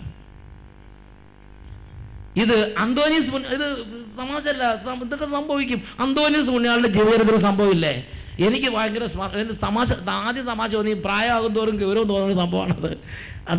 അതായത് സെമിനാറിൽ വെച്ച് അതിന് സീരിയസ് ആയിട്ട് ഞാൻ എടുത്തിട്ടില്ല. പക്ഷേ ഇപ്പോൾ ഓരോ വർഷം കഴിയുമ്പോൾ അതൊക്കെ ഭയങ്കരമായിട്ട് എനിക്ക് വിലയുള്ളതായി തോന്നുകയാണ്. അന്തോനീസ് പുണ്യാളുടെ ജീവിതത്തിൽ ഫ്ലോറൻസ്, മിലാൻ ആ പ്രദേശത്ത് സുവിശേഷവേല ചെയ്തുകൊണ്ടിരിക്കുമ്പോൾ ഒരു വലിയ ധനികൻ മരിച്ച്, അപ്പോൾ അവിടെ ഫ്യൂണറൽ പ്രസംഗം നടത്താൻ വേണ്ടി, മൃതസംസ്കാര സമയത്തിന് പ്രസംഗം നടത്താൻ വേണ്ടി അന്തോനീസ് പുണ്യാളൻ ക്ഷണിക്കപ്പെട്ടു. അന്തോനീസ് എന്ന അച്ഛനാണ്. അച്ഛൻ ഇങ്ങനെ വന്ന് പ്രസംഗിച്ചുകൊണ്ടിരിക്കുന്ന സമയത്ത് ഇതാ ഈ ധനാഢ്യൻ നരകത്തിൽ കടന്ന് വേദന അനുഭവിക്കുന്നതാണ് അന്തോനീസ് പുണ്യാളൻ കാണുന്നത്. അദ്ദേഹം പരവശനായി. പ്രസംഗമൊക്കെ നിന്നു. നരകം കണ്ട പിന്നെ എങ്ങനെ പ്രസംഗിക്കാൻ പറ്റും? പ്രസംഗം നിന്നു. അദ്ദേഹം പരവശം അങ്ങനെ നിൽക്കുന്ന സമയത്ത് ചോദിച്ചു, എന്താ ചോദിച്ചു. അച്ഛൻ പറഞ്ഞു, നമ്മുടെ ധനാഢ്യൻ നരകത്തിൽ കിടപ്പുണ്ടെന്ന് പറഞ്ഞു. നമ്മുടെ കുടുംബത്തിൽ ഒരു വലിയ ധനാഢ്യന്റെ വീട്ടിൽ ഇങ്ങനെ ഒരു അച്ഛൻ പറഞ്ഞ അച്ഛൻ്റെ സ്ഥിതി എന്തായിരിക്കും? അന്തോനീസ് പുണ്യാളൻ ഇന്നാ നമ്മൾ പുണ്യാളനായിട്ട് കണക്കാക്കണം. അന്നൊരു അച്ഛനെ പോലെ ആളുകൾ ഡീൽ ചെയ്തുകൊണ്ടിരുന്നത്. പ്രിയപ്പെട്ട സഹോദരങ്ങളെ, അവർ ഭയങ്കര പ്രകോപനം ഉണ്ടായി. മരിച്ചു വിടാന്ന് ഓർക്കണം, പ്രകോപനം ഉണ്ടായി. അപ്പോൾ അന്തോനീസ് പറഞ്ഞു, അതെ, നിങ്ങൾക്ക് ഈ പറഞ്ഞ കാര്യത്തിൽ സംശയം ഉണ്ടെങ്കിൽ ഒരു കാര്യം ചെയ്യും, ഈ പണപ്പെട്ടി തുറന്നു നോക്ക്, ഇയാളുടെ ഹൃദയം പണപ്പെട്ടി കിടപ്പുണ്ടെന്ന് പറഞ്ഞു. അവർ ചെന്ന് തുറന്നു നോക്കിയപ്പോൾ ഈ ധനാഢ്യന്റെ ഹൃദയം, ഇതാ ഒരു പടയ്ക്കണ ഹൃദയം പണത്തിന്റെ കൂടെ കിടന്ന് പടയ്ക്കുക. പിന്നെ ആരും മിണ്ടിയിട്ടില്ല. ഫ്ലോറൻസ്, മിലാൻ തുടങ്ങിയ പട്ടണങ്ങളിലുള്ള അനേകം പണ്ഡിതന്മാരും ഉദ്യോഗസ്ഥന്മാരും ഭരണകർത്താക്കളും മാനസാന്തരപ്പെടാൻ തക്കവണ്ണം ആ കാലഘട്ടത്തിൽ കർത്താവ് വളരെ ശക്തമായി ഇടപെട്ടൊരു സംഭവമായി പോയത്. വിശുദ്ധ അന്തോനീസ് പുണ്യാളൻ തുടർന്ന് ആ പ്രദേശത്ത് ഒരുപാട് പേരുടെ മാനസാന്തരത്തിന് കളമൊരുക്കുകയുണ്ടായി. പ്രിയപ്പെട്ട സഹോദരങ്ങളെ, വേറൊരു വാക്കി പറഞ്ഞാൽ, നമ്മുടെ ജീവിതത്തിൽ എവിടെയാണോ നമ്മൾ സന്തോഷം കണ്ടെത്തിയിരിക്കുന്നത് അവിടെ നമ്മൾ ഒടുങ്ങും എന്നുള്ള കാര്യത്തിൽ സംശയമില്ല. അതൊരു യാഥാർത്ഥ്യം തന്നെയാണ്. അതുകൊണ്ട് ഈശോ നമ്മളോട് പറഞ്ഞ എന്താ? ഈശോ നമ്മളോട് പറഞ്ഞിങ്ങനെയാണ്, ഈ ലോകം എന്നൊക്കെ പറഞ്ഞ വലിയ കാര്യമുള്ള കാര്യമൊന്നുമല്ല. ഇത് വെറൊരു നാടകവേദി, ഒരു നാടകവേദി. ഈ നിങ്ങൾ ചിന്തിച്ചു, ഒരു നാടകവേദിയിൽ നമ്മൾ നാടകം കളിക്കുന്നു. നാടകം കളിച്ചിട്ട് പോണവരൊക്കെ ആ ഡ്രസ്സ് ഇട്ടങ്ങ് പോവുകയാണ് ചെയ്യണത്. ഒരാൾ രാജാവിൻ്റെ ഡ്രസ്സ് ഇട്ടിരിക്കുന്നു, ഒരാൾ രാജ്ഞിയുടെ ഡ്രസ്സ് ഇട്ടിരിക്കുന്നു. നാടകം കഴിഞ്ഞ് പോകുമ്പോൾ രാജ്ഞി ആ ഡ്രസ്സോട് റോട്ടിൽ കൂടെ പോയാൽ എന്തായിരിക്കും സ്ഥിതി? അതുപോലെ ഈ ലോകത്തിലെ ജീവിതം എന്ന് പറഞ്ഞാൽ ഒരു നാടകവേദിയാണ്.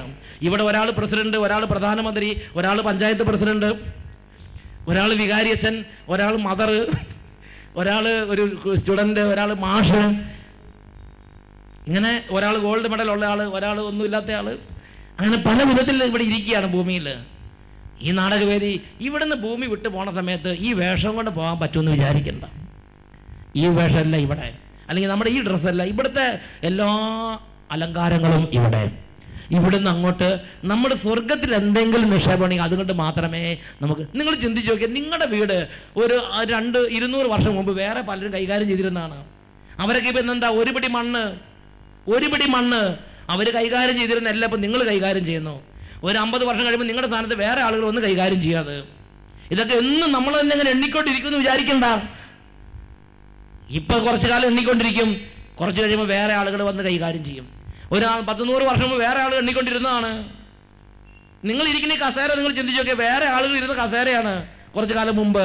ഇപ്പൊ നിങ്ങൾ ഇരിക്കുന്നു, കുറച്ചു കാലം മുമ്പ് വേറെ ആളുകൾ അതിനകത്ത് വന്നിരിക്കും. ഹല്ലേലൂയ. അന്നുള്ളവരൊക്കെ ഇന്ന് ഒരുപിടി മണ്ണ്, നമ്മളൊക്കെ 100 വർഷം കഴിയുമ്പോൾ നമ്മൾ ഒരുപിടി മണ്ണ്. പ്രിയപ്പെട്ട സഹോദരങ്ങളെ, ഈ ലോകം ഒരു സ്പെയിനിലെ രാജാവ് ഫിലിപ്പ് 2 രാജാവ് മരിക്കുന്ന സമയത്ത് തന്റെ പുത്രൻ രാജകുമാരനെ വിളിപ്പിച്ച് എല്ലാവരോടും മുറിയിൽ നിന്ന് പോകാൻ പറഞ്ഞു, എല്ലാവരും മുറിയിൽ നിന്ന് വിടാൻ പറഞ്ഞു. എല്ലാവരും മുറിയിൽ നിന്ന് വിട്ടിട്ട് രാജകുമാരനെ മാത്രം മുറിയിലേക്ക് കയറ്റി. എന്നിട്ട് വാതിൽ അടച്ചാൻ പറഞ്ഞു. എന്നിട്ട് ഈ ഫിലിപ്പ് 2 രാജാവ് തന്റെ മാറിയിട്ടിരുന്ന ആ ഒരു രാജകീയ വസ്ത്രം അഴിച്ചു മാറ്റി. എന്നിട്ട് മാറ് കാണിച്ചു കൊടുത്ത് എന്നിട്ട് പറഞ്ഞു, രാജകുമാര, ഞാൻ മരിക്കുന്നതുകൊണ്ട് നീ ഈ കാഴ്ച കാണണമെന്ന് ഞാൻ ഒരുപാട് ആഗ്രഹിച്ച്. ഈ രാജാവിന്റെ മാറ് മുഴുവൻ അളിഞ്ഞിരിക്കുകയാണ്, കംപ്ലീറ്റ് ദ്രവിച്ച് അളിഞ്ഞിരിക്കുകയാണ്. അപ്പോൾ ഈ അളിഞ്ഞ മാറ് ഈ രാജാവ് ഇങ്ങനെ തുറന്നു കാണിച്ചിട്ട്, മരണത്തിന് തൊട്ട് മുമ്പ് തുറന്നു കാണിച്ചിട്ട് രാജകുമാരനോട് പറയാണ്, അല്ലയോ രാജകുമാര, ഞാൻ മരിക്കുന്നതിന് മുമ്പ് ഈ കാഴ്ച നീ കാണണമെന്ന് ഞാൻ ആഗ്രഹിച്ചു. ഈ ലോകം രാജാക്കന്മാരോട് എങ്ങനെ പെരുമാറുന്നു എന്ന് നീ കാണുക. നമ്മളും സാധാരണ ഒരു കൃഷിക്കാരനെ പോലെ മരിക്കും. നമ്മളും സാധാരണ ഒരു കൃഷിക്കാരനെ പോലെ മരിക്കും. പ്രിയപ്പെട്ട സഹോദരങ്ങളെ, പ്രഭാഷകന്റെ പുസ്തകത്തിൽ വചനം പഠിപ്പിക്കുന്നത് തന്നെയാണ്, ഇന്ന് രാജാവ് നാളെ ജഡം. പ്രഭാഷകന്റെ പുസ്തകം എടുക്കാം. പ്രഭാഷകന്റെ പുസ്തകത്തിൽ 10-ാം അധ്യായത്തിൽ 9 മുതൽ 11 വരെ തിരുലിഖിതങ്ങൾ. പ്രഭാഷകന്റെ പുസ്തകത്തിൽ 10-ാം അധ്യായത്തിൽ 9 മുതൽ 11 വരെ തിരുലിഖിതങ്ങൾ. വചനം പഠിപ്പിക്കുകയാണ്, പൊടിയും ചാരവുമായ മനുഷ്യന് അഹങ്കരിക്കാൻ എന്തുണ്ട്? ജീവിച്ചിരിക്കെ തന്നെ അവന്റെ ശരീരം ജീർണിക്കുന്നു. നിസാര രോഗമെന്ന് ഭിഷഗ്വരൻ എഴുതിത്തള്ളുന്നു. എന്നാൽ ഇന്ന് രാജാവ്, നാളെ ജഡം. മരിച്ചു കഴിഞ്ഞാൽ പുഴുവിനും കൃമിക്കും വന്യമൃഗങ്ങൾക്കും അവകാശം. ഇന്ന് രാജാവ്, നാളെ ജഡം. മരിച്ചു കഴിഞ്ഞാൽ പുഴുവിനും കൃമിക്കും കീടങ്ങൾക്കും വന്യമൃഗങ്ങൾക്കും അവകാശം. കാക്ക കൊത്തിക്കൊണ്ടുപോയാൽ തടയാൻ നമുക്ക് വേറെ ആരും പ്രപഞ്ചത്തിയില്ല. Price the Lord. പ്രിയപ്പെട്ട സഹോദരങ്ങളെ, അല്ലെങ്കിൽ കുഴിയിൽ വെച്ച് പുഴു വന്നരിക്കാൻ തുടങ്ങി അത് മണ്ണായി തരുന്ന സമയത്ത് തടയാൻ നമുക്ക് ആരുമില്ല. Price the Lord. ജീവിച്ചിരിക്കുന്ന കാലത്ത് ഈ കാര്യങ്ങളൊക്കെ ഉള്ളൂ, പോലീസും പട്ടാളമൊക്കെ. Price the Lord. പ്രിയപ്പെട്ട സഹോദരൻ, ഈ ഒരു നാടകം അങ്ങോട്ട് കഴിഞ്ഞാൽ, ഈ ഒരു രംഗം അങ്ങോട്ട് വിട്ടാൽ പിന്നെ പൂർണ്ണമായും ഹെൽപ്ലെസ് ആണ്. പിന്നെ നമുക്ക് സഹായമുണ്ട്. നമ്മൾ ഈ ഭൂമി ജീവിച്ചിരിക്കുന്ന കാലത്ത് സ്വർഗത്തിൽ നിക്ഷേപം കരുതി വെച്ചിട്ടുണ്ടെങ്കിൽ അവന് അതിൻ്റെതായ ഒരു ഗ്ലോറിയസ് ഏജ് ഉണ്ട്, ഒരു യുഗായുഗമുള്ള ഒരു ജീവിതമുണ്ട്. അത് ലൂക്കായുടെ സുവിശേഷത്തിൽ 13-ാം അധ്യായത്തിൽ 43-ാം തിരുലിഖിതത്തിലുണ്ട്. അപ്പോൾ നീതിമാന്മാർ തങ്ങളുടെ പിതാവിന്റെ രാജ്യത്ത് സൂര്യനെ പോലെ പ്രശോഭിക്കും. കേൾക്കാൻ ചെവിയുള്ളവൻ കേൾക്കട്ടെ. ഹല്ലേലൂയ. വേറൊരു വാക്കി പറഞ്ഞാൽ, ഈ ഭൂമിയിൽ ഞാനും നിങ്ങളും ഈ ശരീരത്തിൽ നിക്ഷേപം കൂട്ടിയാൽ, ഈ ലോകത്തിലുള്ള എസ്റ്റേറ്റുകളിലോ മറ്റു സമ്പത്തുകളിലൊക്കെ നിക്ഷേപം കൂട്ടിയാൽ, അതെല്ലാം ഇന്നല്ലെങ്കിൽ നാളെ നമുക്ക് കൈവിട്ടു പോകേണ്ട ഒരു സംഘം സംജാതമാകും. പ്രിയപ്പെട്ട സഹോദരങ്ങളെ, എന്നാൽ സ്വർഗത്തിൽ നിക്ഷേപം കൂട്ടിയാലോ? സ്വർഗത്തിൽ നിക്ഷേപം കൂട്ടിയാൽ നമ്മുടെ സന്തോഷം ഓരോ മിനിറ്റ് കഴിയും തോറും വർദ്ധിച്ചുകൊണ്ടിരിക്കും. കാരണം നമ്മുടെ നിത്യ നിക്ഷേപത്തിലേക്ക് നമ്മൾ നടന്ന് അടുത്തുകൊണ്ടിരിക്കുകയാണ്. ഹല്ലേലൂയ. ഉറക്കെ പറ, ഹല്ലേലൂയ. സഭാപ്രസംഗങ്ങളുടെ പുസ്തകം 9-ാം അധ്യായം 3-ാം തിരുലിഖിതം. സഭാപ്രസംഗം 9:3 പഠിപ്പിക്കുകയാണ്, സത്യത്തിൽ ഈ മനുഷ്യന്റെ സ്ഥിതി എന്താ? സഭാപ്രസംഗം പറയാണ്, ഒക്കെ പൊട്ടന്മാര്, എല്ലാവരുടെ ജീവിതവും ഓരോ ഭ്രാന്തും കൊണ്ട് നിറഞ്ഞിരിക്കുന്ന ഭ്രാന്ത്, ഓരോ ഭ്രാന്തിന് വേണ്ടി ജീവിതം തീർത്തുകൊണ്ടിരിക്കുകയാണ്. ഞാനത് വിദേശ രാജ്യങ്ങളിൽ ചെന്നപ്പോഴാണ് ഭ്രാന്തിന്റെ ശരിക്കും ഭ്രാന്ത് കണ്ടത്. അതായത് ഞാൻ ആദ്യം ചെന്നപ്പോൾ ഗൾഫിൽ ചില ആളുകളെ കണ്ടു. അവർ പറഞ്ഞു, എൻ്റെ അച്ഛാ ഒന്ന് പ്രാർത്ഥിക്കച്ചാന്ന് പറഞ്ഞു. ഞാൻ എന്തിനു വേണ്ടി പ്രാർത്ഥിക്കണം? ഇംഗ്ലണ്ടിലേക്ക് ഞാനൊരു IELTS എഴുതിയിരുന്നു, ജയിക്കാൻ വേണ്ടി പ്രാർത്ഥിച്ചു. അത് ജയിച്ച് ഇംഗ്ലണ്ടിൽ ചെന്നപ്പോൾ അവരെ വീണ്ടും ഞാൻ ഇംഗ്ലണ്ടിൽ ശുശ്രൂഷ ചെന്നപ്പോൾ അവർ അവിടെയുണ്ട്. അച്ഛാ ഒന്ന് പ്രാർത്ഥിക്കച്ചാ, കല്യാണം നടക്കില്ല അച്ഛാ, കല്യാണം നടക്കട്ടെ. പ്രാർത്ഥിച്ച്. അപ്പോൾ ആ ദിവസങ്ങളൊക്കെ ഇവരെല്ലാം പ്രാർത്ഥിക്കുന്ന കല്യാണം നടക്കാൻ വേണ്ടി. അങ്ങനെ പ്രാർത്ഥിച്ച കല്യാണം നടന്ന്. പിന്നെ 2-3 വർഷം കഴിഞ്ഞ് വീണ്ടും ചെന്നപ്പോൾ, അച്ഛാ പ്രാർത്ഥിക്കച്ചാ, മക്കളില്ല അച്ഛാ, മക്കളുണ്ടാ മക്കളുണ്ടാകട്ടെ, പ്രാർത്ഥിച്ച് മക്കളുണ്ടായി. പിന്നെ കുറെ വർഷം കഴിഞ്ഞത് അച്ഛാ പ്രാർത്ഥിക്കച്ചാ, ഇവിടെ മക്കളുമായിട്ട് ജീവിക്കാൻ പറ്റിയ സ്ഥലമല്ല അച്ഛാ, ഓസ്ട്രേലിയ രാജ്യത്തേക്ക് പോകാൻ വേണ്ടി പ്രാർത്ഥിക്കണം അച്ഛാന്ന് പറഞ്ഞു. ശരി, പ്രാർത്ഥിച്ചു. ഇത് എല്ലാം കൂടി ഓസ്ട്രേലിയയിലെത്തി. വീണ്ടും ഓസ്ട്രേലിയ ശുശ്രൂഷ എന്ന വിധം അവരവിടെയുണ്ട്. അച്ഛാ പ്രാർത്ഥിക്കച്ചാ. എന്താണ് വിഷയം? ഇപ്പൊ വീടില്ല, നാട്ടിലൊരു വീടുണ്ടാക്കണം, അതിനുവേണ്ടി കോതമംഗലത്തൊരു വീട് വെക്കണം, അതിനുവേണ്ടി പ്രാർത്ഥിക്കാം. അങ്ങനെ പ്രാർത്ഥിച്ച് കോതമംഗലത്ത് വീട് വെച്ച്, പ്രിയപ്പെട്ട സഹോദരങ്ങളെ, നനച്ചിരിക്കാത്ത നേരത്തെ തട്ടിപ്പോയി. അപ്പൊ ഇയാളുടെ നോക്ക് ജീവിതകാലത്ത് മുഴുവൻ ഓരോ ഭ്രാന്ത്. എന്ത്? മൊബൈൽ ഫോൺ മേടിക്കണം, കാറ് മേടിക്കണം, പ്ലോട്ട് മേടിക്കണം, വീട് വെക്കണം, കല്യാണം കഴിക്കണം, മക്കളുണ്ടാകണം, ഓസ്ട്രേലിയയിലേക്ക് പോകണം, അമേരിക്കയിലേക്ക് പോകണം, കാനഡയിലേക്ക് പോകണം, കുറച്ചും കൂടെ നല്ല സ്ഥലം നോക്കി നോക്കി നോക്കി നോക്കി അവസാനം ചെന്ന് എന്തായി? ഇപ്പൊ ഒന്നുമില്ലാതെയായി. ഒന്നുമില്ലാന്ന് പറഞ്ഞാൽ സംഗതി. അപ്പോ അതാണ് സഭാപ്രസംഗം 9:3 പഠിപ്പിക്കുന്നത്. മനുഷ്യ ഹൃദയം തിന്മ കൊണ്ട് നിറഞ്ഞിരിക്കുന്നു. അത് ജീവിതകാലം മുഴുവൻ ഓരോ ഭ്രാന്ത് കൊണ്ട് നിറഞ്ഞിരിക്കുകയാണ്. നിറച്ചിരിക്കാത്ത നേരത്ത് പൊടുന്നനെ മൃതരുടെ ലോകത്തേക്ക് പ്രവേശിക്കുന്നു. പിന്നെ അനക്കയില്ല. ഹല്ലേലൂയ. അതായത് ഓരോ ഭ്രാന്ത് എന്ന് പറഞ്ഞാൽ ഒരു ജ്വരം. അത് അട്ടപ്പാടിയിൽ നടന്ന് വീട്, പിന്നെ തോന്നി ഇതാ കോതമംഗലത്ത് നിന്ന് വീട് വെക്കണമെന്ന്. ഉടനെ കോതമംഗലത്ത് വീട് വെച്ചു. അപ്പോൾ തോന്നി കുറച്ചും കൂടി വലിയ വീട് വെക്കും. പിന്നെ കുറച്ചും കൂടി റോഡ് സൈഡ് വെക്കണം തോന്നി. റോഡ് സൈഡ് വെച്ചപ്പോൾ തോന്നി ഇവിടെ നിന്നിട്ട് ശരിയില്ല. അങ്ങനെ ഓരോ ജ്വരം കൊണ്ട് കയറുകയാണ്. ഇപ്പൊ ചെറിയൊരു മൊബൈൽ ഫോൺ ആയിരിക്കും ആദ്യം, ഇതുപോലെ കുറച്ചും കൂടെ നല്ലത്. അങ്ങനെ ജ്വരം, ഓരോ കാലത്ത് ഓരോ ജ്വരം. ഹല്ലേലൂയ. കുട്ടികളായിരിക്കുമ്പോൾ കളിപ്പാട്ടത്തിന് വേണ്ടി ജ്വരം, കുറച്ചും കൂടെ മുതിർന്ന് കഴിയുമ്പോൾ വേറെ ചില കാര്യങ്ങൾക്ക് വേണ്ടി ജ്വരം, ഐസ്ക്രീമിന് കാര്യങ്ങൾക്ക് ജ്വരം, കുറച്ചും കൂടെ കഴിയുമ്പോൾ മറ്റൊന്ന് ജ്വരം. അങ്ങനെ ജ്വരം കയറി ജീവിതം മുഴുവൻ ഓരോ ജ്വരത്തിന്റെ പിന്നാലെ തീർക്കുകയാണ്. അതുകൊണ്ട് സഭാപ്രസംഗം 9:3 പഠിപ്പിച്ചിരിക്കുകയാണ്. മനുഷ്യ ഹൃദയം തിന്മ നിറഞ്ഞതാണ്. വേറെ പാപമൊന്നും വേണ്ട, ഇങ്ങനത്തെ ഒരു ട്രെൻഡ് മതി. ഓരോ ജ്വരങ്ങൾ സാധിക്കാൻ വേണ്ടി മണിക്കൂറുകൾ, മിനിറ്റുകൾ, സെക്കൻഡുകൾ നശിപ്പിച്ചുകൊണ്ടിരിക്കുക. മനുഷ്യ ജീവിതം ഭ്രാന്ത് കൊണ്ട് നിറഞ്ഞിരിക്കുന്നു. അങ്ങനെ ഇരിക്കുമ്പോൾ നിലച്ചിരിക്കാത്ത നേരത്ത് പൊടുന്നനെ അവൻ മൃതരുടെ ലോകത്തേക്ക് പ്രവേശിക്കുന്നു. പിന്നെ അവിടെ നിന്ന് അങ്ങോട്ടുമില്ല ഇങ്ങോട്ടുമില്ല. ഇതാണ് നമ്മുടെ കർത്താവ് നമ്മളോട് കൽപ്പിച്ചിരിക്കുന്നത്. നിങ്ങൾ ഈ ഭൂമിയിൽ ജീവിച്ചിരിക്കുമ്പോൾ തന്നെ സ്വർഗത്തിൽ നിക്ഷേപമുള്ളവരായിരിക്കാൻ പരിശ്രമിക്കുവിൻ. ഈശോയുടെ കൽപ്പനകളിലും പ്രബോധനങ്ങളിലും നോക്കുക. നിങ്ങളൊരു വിരുന്ന് കൊടുക്കുമ്പോൾ പോലെ അങ്ങനെ കൊടുക്കണം. നിങ്ങൾ വിരുന്ന് കൊടുക്കുമ്പോൾ നിങ്ങൾ ചിന്തിക്കണം, ഈ വിരുന്ന് ഞാൻ ഇങ്ങനെ കൊടുത്താൽ സ്വർഗത്തിൽ നിക്ഷേപം ഉണ്ടാകുമോ? നിങ്ങളൊരു അത്താഴമോ മുത്താഴമോ ആർക്കെങ്കിലും കൊടുക്കുകയാണെങ്കിൽ നിങ്ങൾക്ക് തിരിച്ചു തരാൻ കഴിവുള്ള കൊടുത്താൽ എന്ത് പ്രയോജനം? അവർ നിങ്ങളെയും വിളിച്ചു തരുന്ന കഴിയുമ്പോൾ ന്യൂട്രലായി പോയി, പിന്നെ സ്വർഗത്തിൽ പ്രതിഫലമില്ല. എന്നാൽ മുടന്തന്മാർ, കുരുടന്മാർ, അംഗവിഹീനന്മാർ, ആരുമില്ലാത്തവർ ഇവരെ വിളിച്ച് വിരുന്ന് കൊടുത്താൽ അവർക്ക് നിങ്ങൾക്ക് തിരിച്ചു തരാനൊന്നുമില്ല. അതുകൊണ്ട് സ്വർഗത്തിൽ പിതാവിന്റെ സന്നിധിയിൽ നിങ്ങൾക്ക് പ്രതിഫലമുണ്ട്.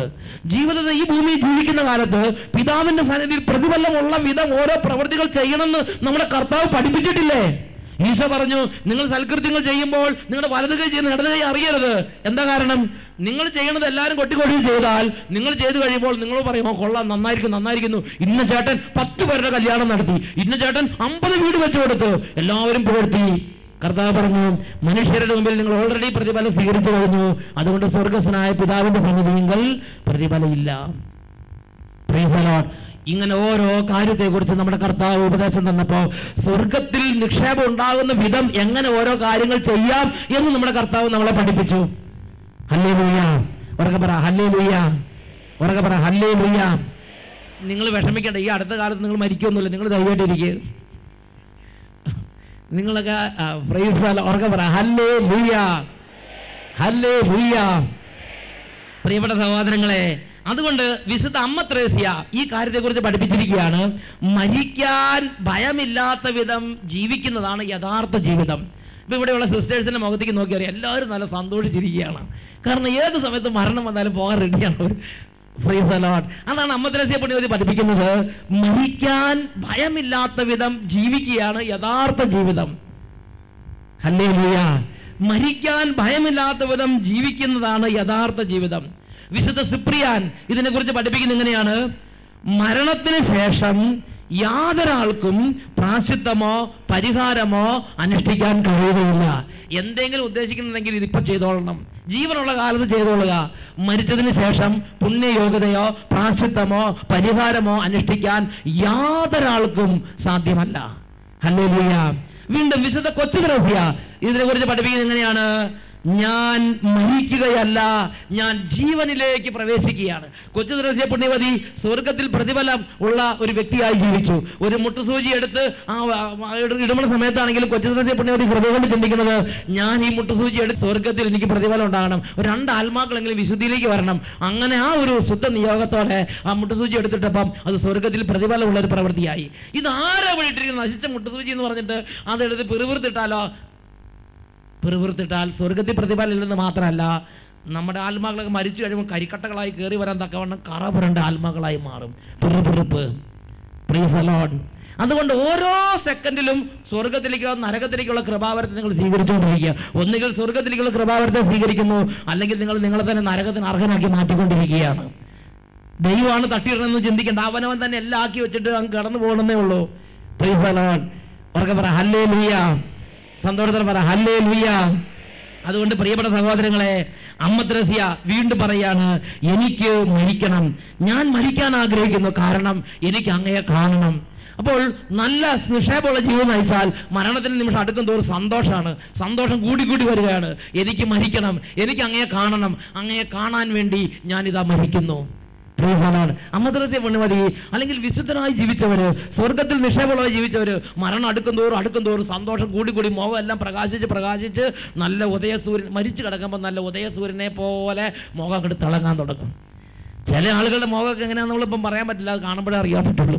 പക്ഷേ ചില ആളുകളുണ്ടല്ലോ, സത്യം പറഞ്ഞാൽ മരിച്ചു കിടക്കുന്ന സമയത്ത് ആ മുഖവും ആ കടപ്പും ഇതെല്ലാം കണ്ട സത്യം പറഞ്ഞാൽ അങ്ങനെ പ്രകാശിച്ചില്ല, ഉദയസൂര്യൻ ഉദിച്ചു വരുന്ന പോലെ.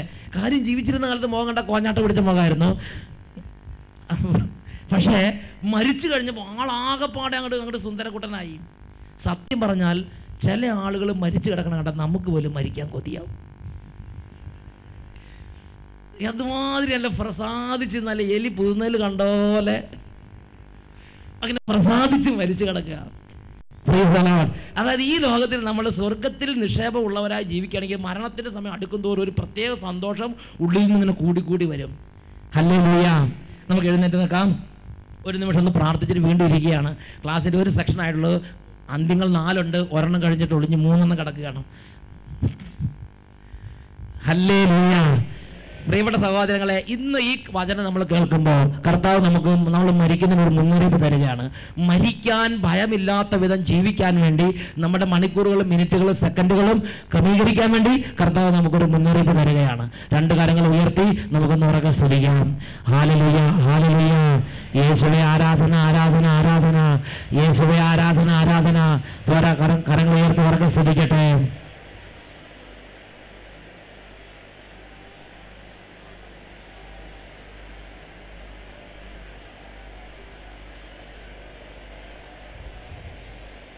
Hallelujah, hallelujah, hallelujah.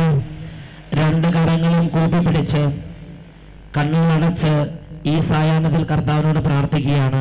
കർത്താവേ, ലോകവസ്തുക്കളിൽ ആനന്ദിക്കുന്നതിനുപരിയായി എന്റെ പിതാവിന്റെ സന്നിധിയിൽ യുഗങ്ങളോളമുള്ള നിത്യമായ ജീവിതത്തിലും നിത്യമായ ജീവിതത്തിനു വേണ്ടിയുള്ള സമ്പാദ്യത്തിലും ആനന്ദിക്കാൻ എനിക്ക് ആന്തരിക ജ്ഞാനം നൽകണമേ, എന്നെ സ്പർശിക്കണമേ.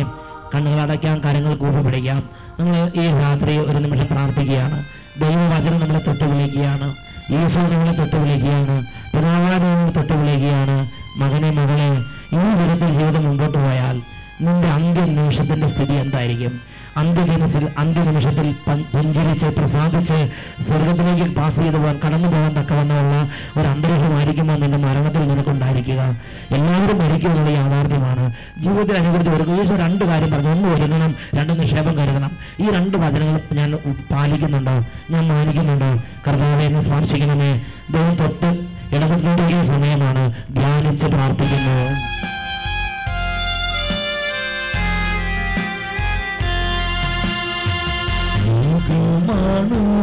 നിന്റെ ആശയെങ്കിൽ ലോകം കടന്നു പോകും, പോയി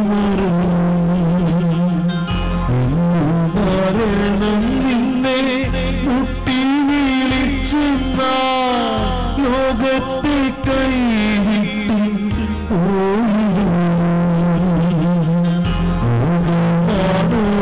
നിന്റെ ആശയെങ്കിൽ ലോകം കടന്നു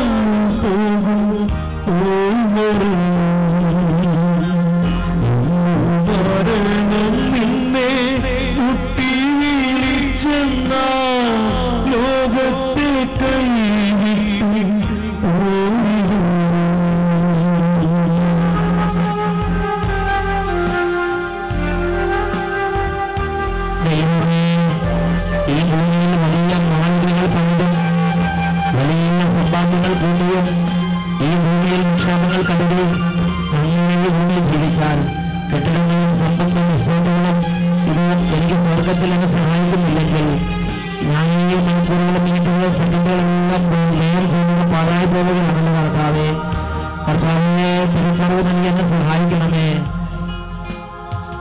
ലോകത്തിൽ കൂട്ടിവച്ച സമ്പത്തെല്ലാം അന്യർക്കു നൽകി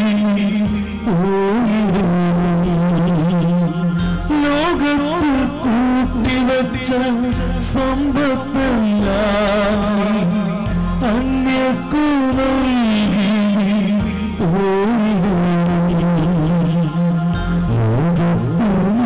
പടുത മാളികകൾ ഭൂമിയിറക്കുമ്പോ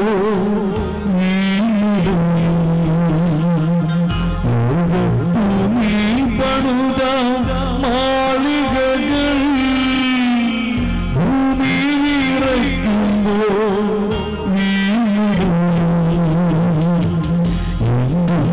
ലോകത്തിൽ ആശ നൽകാൻ സർവമായ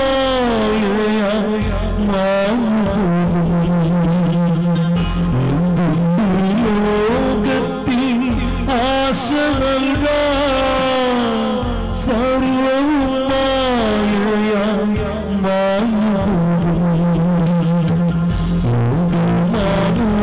നിന്റെ ആശയെങ്കിൽ ലോകം കടന്നു പോകും.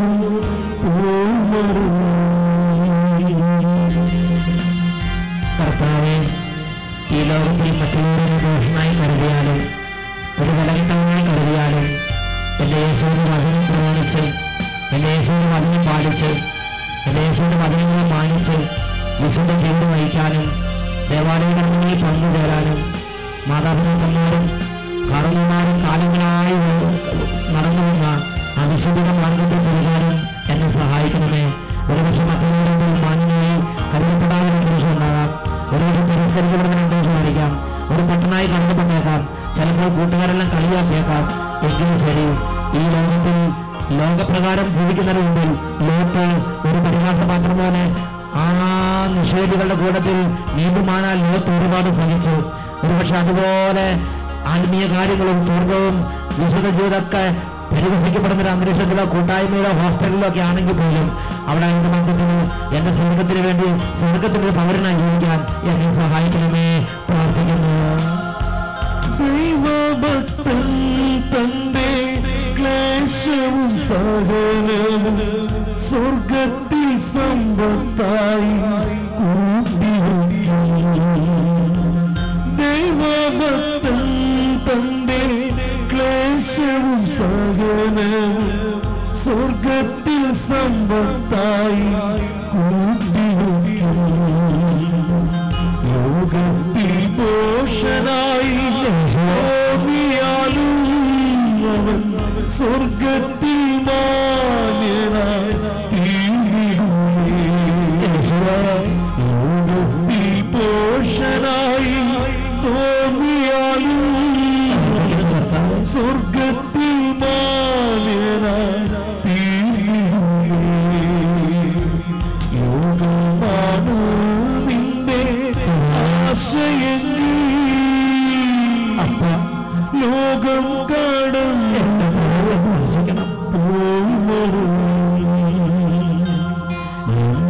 മരണം നിന്നെ മുട്ടി വിളിച്ചെന്ന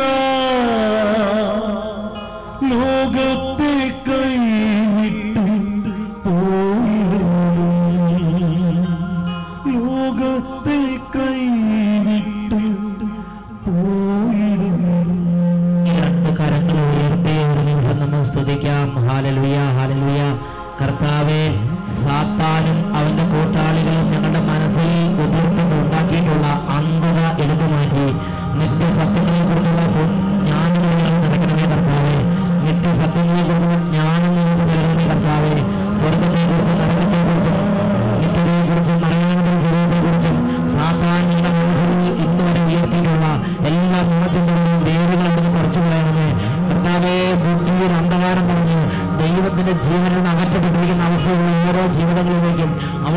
ആത്മാവിനെ നിരീക്ഷിപ്പിക്കണമേ.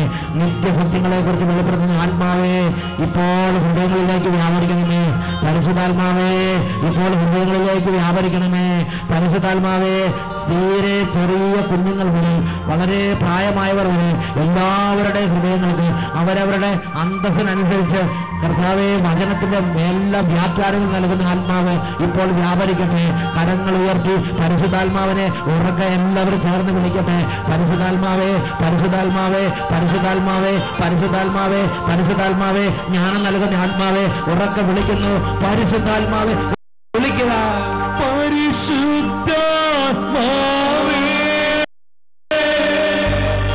ഞങ്ങളിൽ നിറയണമേ.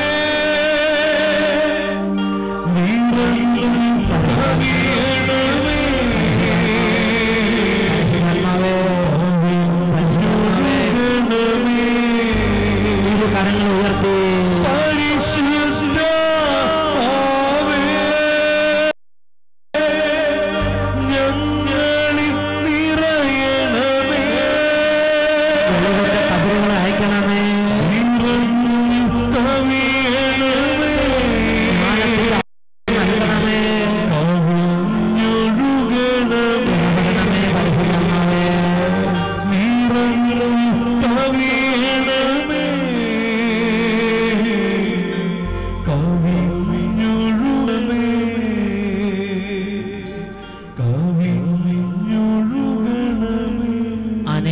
വർഷങ്ങളായി കഠിനമായ തരത്തിലുള്ള ജഡികാസക്തിയുടെ ബന്ധനത്തിൽ വ്യഭിചാരം, സ്വർഗഭോഗം, കഠിനമായ ജഡികാസക്തിയുടെ ബന്ധനത്തിൽ നശിച്ചുകൊണ്ടിരുന്ന അനേകം ജീവിതങ്ങളിലേക്ക് പരിശുദ്ധാത്മാവ് അനുതാപവും തിരിച്ചറിവ് നൽകി ഒരു വീണ്ടെടുപ്പിന്റെ അഭിഷേകത്തിലേക്ക് കൂട്ടിക്കൊണ്ടുവരുന്നു.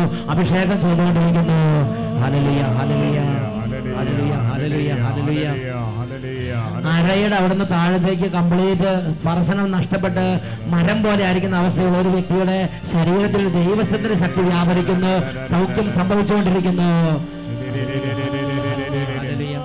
ആത്മീയ ജീവിതം ഒരു ഭാരമുള്ളതാണെന്നും ഈ ലോക ജീവിതമാണ് ഏറ്റവും നല്ലതെന്ന് ചിന്തിച്ച് തെറ്റായ രീതിയിൽ ജീവിച്ചുകൊണ്ടിരിക്കുന്ന അനേകരുടെ ചിന്തയിൽ നിന്ന് ഭാരമുള്ള പൈശാചിക ബന്ധനങ്ങൾ മാറി നേരായ ജ്ഞാനവും ഒരു സ്വർഗത്തിന്റെ അനുഭവവും നൽകി ഈശോ അഭിഷേകം ചെയ്യുന്നതായി വെളിപ്പെടുന്നു. എനിക്ക് കഠിനമായ വിഷമമുള്ളതും ക്ലേശമുള്ളതും വേണ്ട, എനിക്ക് ഏറ്റവും സുഖമുള്ളത് എളുപ്പമുള്ളത് മതി, അങ്ങനത്തെ ഒരു ട്രെൻഡ് ഉണ്ടായിരുന്നു നിരവധി വ്യക്തിയുടെ ജീവിതങ്ങളിൽ.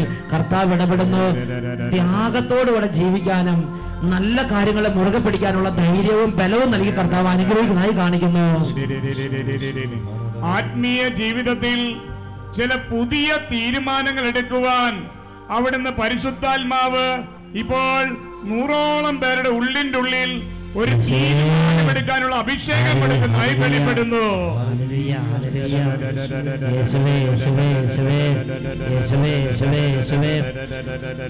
മക്കളെ നല്ല വിധത്തിൽ വളർത്തണം. സ്വർഗത്തെക്കുറിച്ച് മക്കൾക്ക് ബോധ്യം കൊടുക്കണം. വിശുദ്ധന്മാരുടെ ജീവിത ചരിത്രങ്ങൾ മക്കൾക്ക് പരിചയപ്പെടുത്തണം. വിശുദ്ധിയിലും കൂടാശകളിലും മക്കളുടെ ജീവിതത്തെ അടിത്തറയിട്ട് ഉറപ്പിക്കണം. ഇങ്ങനെയുള്ള നല്ല ബോധ്യങ്ങൾ പരിശുദ്ധാത്മാവ് സമൂഹത്തിൽ പകർന്നു കൊടുത്തുകൊണ്ടിരിക്കുന്നതായി വെളിപ്പെടുന്നു. ഹല്ലേലൂയ, ഹല്ലേലൂയ, യേശുവേ, യേശുവേ. കുട്ടികളെ വേദോപദേശം എന്ന ആ വലിയ ശുശ്രൂഷയിലേക്ക് പറഞ്ഞു വിടാതെ മറ്റു പല കാര്യങ്ങൾക്ക് വേണ്ടി പറഞ്ഞു വിട്ട് അതിന് ശുഷ്കാന്തിയില്ലാത്ത അവസ്ഥയിൽ ആത്മീയത നിന്ന് നിലച്ചുപോയ ഏകദേശം 20ഓളം കുട്ടികളുടെ ജീവിതത്തിൽ അതിന് പുതിയൊരു ഉണർവ് കൊടുക്കണമെന്ന് ഇത് വലിയൊരു അഭിഷേകമാണ് കൊടുത്ത് അനുഗ്രഹിക്കുന്നതായി വെളിപ്പെടുന്നു. തലമുറയെ അനുഗ്രഹിക്കണം കർത്താവേ, തലമുറകളെ അനുഗ്രഹിക്കണം കർത്താവേ. ഈ കോതമംഗലം ദേശത്ത് ആരും നരകത്തിൽ പോയി ഇടവരുത്തരുത് കർത്താവേ. ഹല്ലേലൂയ, ഹല്ലേലൂയ, യേശുവേ ആരാധന, ആരാധന. ഹല്ലേലൂയ. ശാന്തമായി നമുക്കിരിക്കാം. പ്രിയപ്പെട്ട സഹോദരങ്ങളെ, നമ്മളിനി തുടർന്ന് ഇതിനേക്കാൾ കുറച്ചും കൂടെ ഗൗരവമുള്ള 2-3 വിഷയങ്ങൾ കണ്ട് പെട്ടെന്ന് 1/4 മണിക്കൂറിനുള്ളിൽ അവസാനിക്കാൻ പോവുകയാണ്. ഇത് നമ്മൾ അടുത്തത് കാണുന്നതാണ് വിധി. മരണം കഴിഞ്ഞാൽ നമുക്ക് എല്ലാവർക്കും അനിവാര്യമായി നേരിടേണ്ട സംഗതിയാണ് വിധി. ഇതിനെക്കുറിച്ച് ഗൗരവത്തിൽ എല്ലാവരും ഒന്ന് കേൾക്കണമെന്ന് പരിശുദ്ധാത്മാവ് ആഗ്രഹിക്കുന്നുണ്ട്. ഞാൻ വിചാരിച്ചിരുന്നത് ഈ യേശുക്രിസ്തു അവസാനം വരുമ്പോഴായിരിക്കും നമ്മുടെയൊക്കെ വിധി.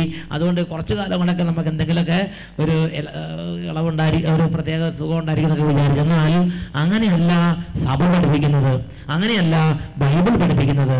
ദൈവത്തിന്റെ വചനത്തിലും സഭയുടെ പ്രബോധനങ്ങളും നമ്മൾ കാണുന്നത് നമ്മൾ മരിക്കുന്ന സെക്കൻഡിൽ തന്നെ ഒന്നുകിൽ നരകത്തിലേക്ക് അല്ലെങ്കിൽ സ്വർഗത്തിലേക്ക് നീക്കപ്പെട്ടിരിക്കും. ഹല്ലേലൂയ. അന്ത്യവിധി ദിനത്തിലെ പുനരുദ്ധാനത്തിലാണ് നമ്മൾ നരകത്തിലേക്ക് തട്ടി അങ്ങനെ പോകണമെന്ന് ചിന്തിക്കേണ്ട. മരിക്കുന്ന സെക്കൻഡിൽ തന്നെ നമ്മൾ ഒന്നുകിൽ സ്വർഗത്തിലേക്ക് അല്ലെങ്കിൽ നരകത്തിലേക്ക്. എനിക്കിത് ആദ്യം ഒരു സംഭവം എൻ്റെ മനസ്സിലേക്ക് വന്ന് നിങ്ങളോട് പറയാം. അതായത് അച്ഛനൊരു ജീവിതത്തിൽ അച്ഛന് ഇഷ്ടപ്പെട്ട ഒരു ഫിലോസഫറാണ് വോൾട്ടയർ എന്ന് പറഞ്ഞ ഫിലോസഫർ. അന്ന് എനിക്ക് ഭയങ്കര പ്രിയനായ ഒരു ഫിലോസഫറാണ്. അദ്ദേഹം ഒരുപാട് നല്ല കാര്യങ്ങൾ പറഞ്ഞിട്ടുണ്ട്. ആ ഫിലോസഫറിനെ ഞാൻ ഒരു ചരിത്രം വായിച്ചുകൊണ്ടിരിക്കുമ്പം അദ്ദേഹത്തിന്റെ മരണത്തിന്റെ രംഗത്തെക്കുറിച്ച് കാണിച്ച സമയത്ത് അദ്ദേഹം മരണത്തിന്റെ രംഗത്ത് വന്നപ്പോൾ അദ്ദേഹം പറഞ്ഞ എങ്ങനെയാണ്, തീ തീ ഇതാ ഞാൻ വലിയ തീ പൊയ്കയിൽ അകപ്പെട്ടിരിക്കുന്നു, തീ തീ അങ്ങനെ അലറി കരഞ്ഞുകൊണ്ടാണ് അദ്ദേഹം മരിക്കുന്നത്. അപ്പൊ ഞാൻ ചിന്തിച്ച്, ദൈവം ഈ മരിക്കുന്ന സമയത്തൊക്കെ തീക്കത്തേക്ക് നമ്മുടെ ദൈവം ഇടുവോ? ഞാൻ പറഞ്ഞു അങ്ങനെയൊന്നും നടക്കുന്ന കാര്യമില്ല. അത് തീ എന്നൊക്കെ പറഞ്ഞാൽ നിത്യം നരകാക്കുന്ന പറഞ്ഞാൽ അന്ത്യവിധി ദിനത്തിൽ ചിലപ്പോൾ കുറച്ച് പേരൊക്കെ പോകുമായിരിക്കും, അതൊന്നും ചുരുക്കം ചിലര്. അല്ലാതെ ഈ മരിക്കുമ്പോഴേ നമ്മൾ തീക്കത്തേക്ക് ഇടുവോ എന്ന് ഞാൻ ചിന്തിച്ച്.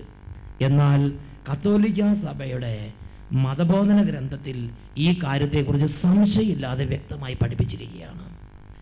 1022 ഖണ്ഡിക കത്തോലിക്ക സഭയുടെ മതബോധന ഗ്രന്ഥത്തിൽ 1022 ഖണ്ഡികയിൽ ഇതിനെക്കുറിച്ച് പഠിപ്പിക്കുന്നത് ഇങ്ങനെയാണ്: ഓരോ മനുഷ്യനും തന്റെ മരണത്തിന്റെ നിമിഷത്തിൽ തന്നെ സ്വജീവിതത്തെ ക്രിസ്തുവിനോട് ബന്ധപ്പെടുത്തി തന്റെ അമർത്യമായ ആത്മാവിൽ തന്റെ ശാശ്വതമായ പ്രതിഫലം സ്വീകരിക്കുന്നു.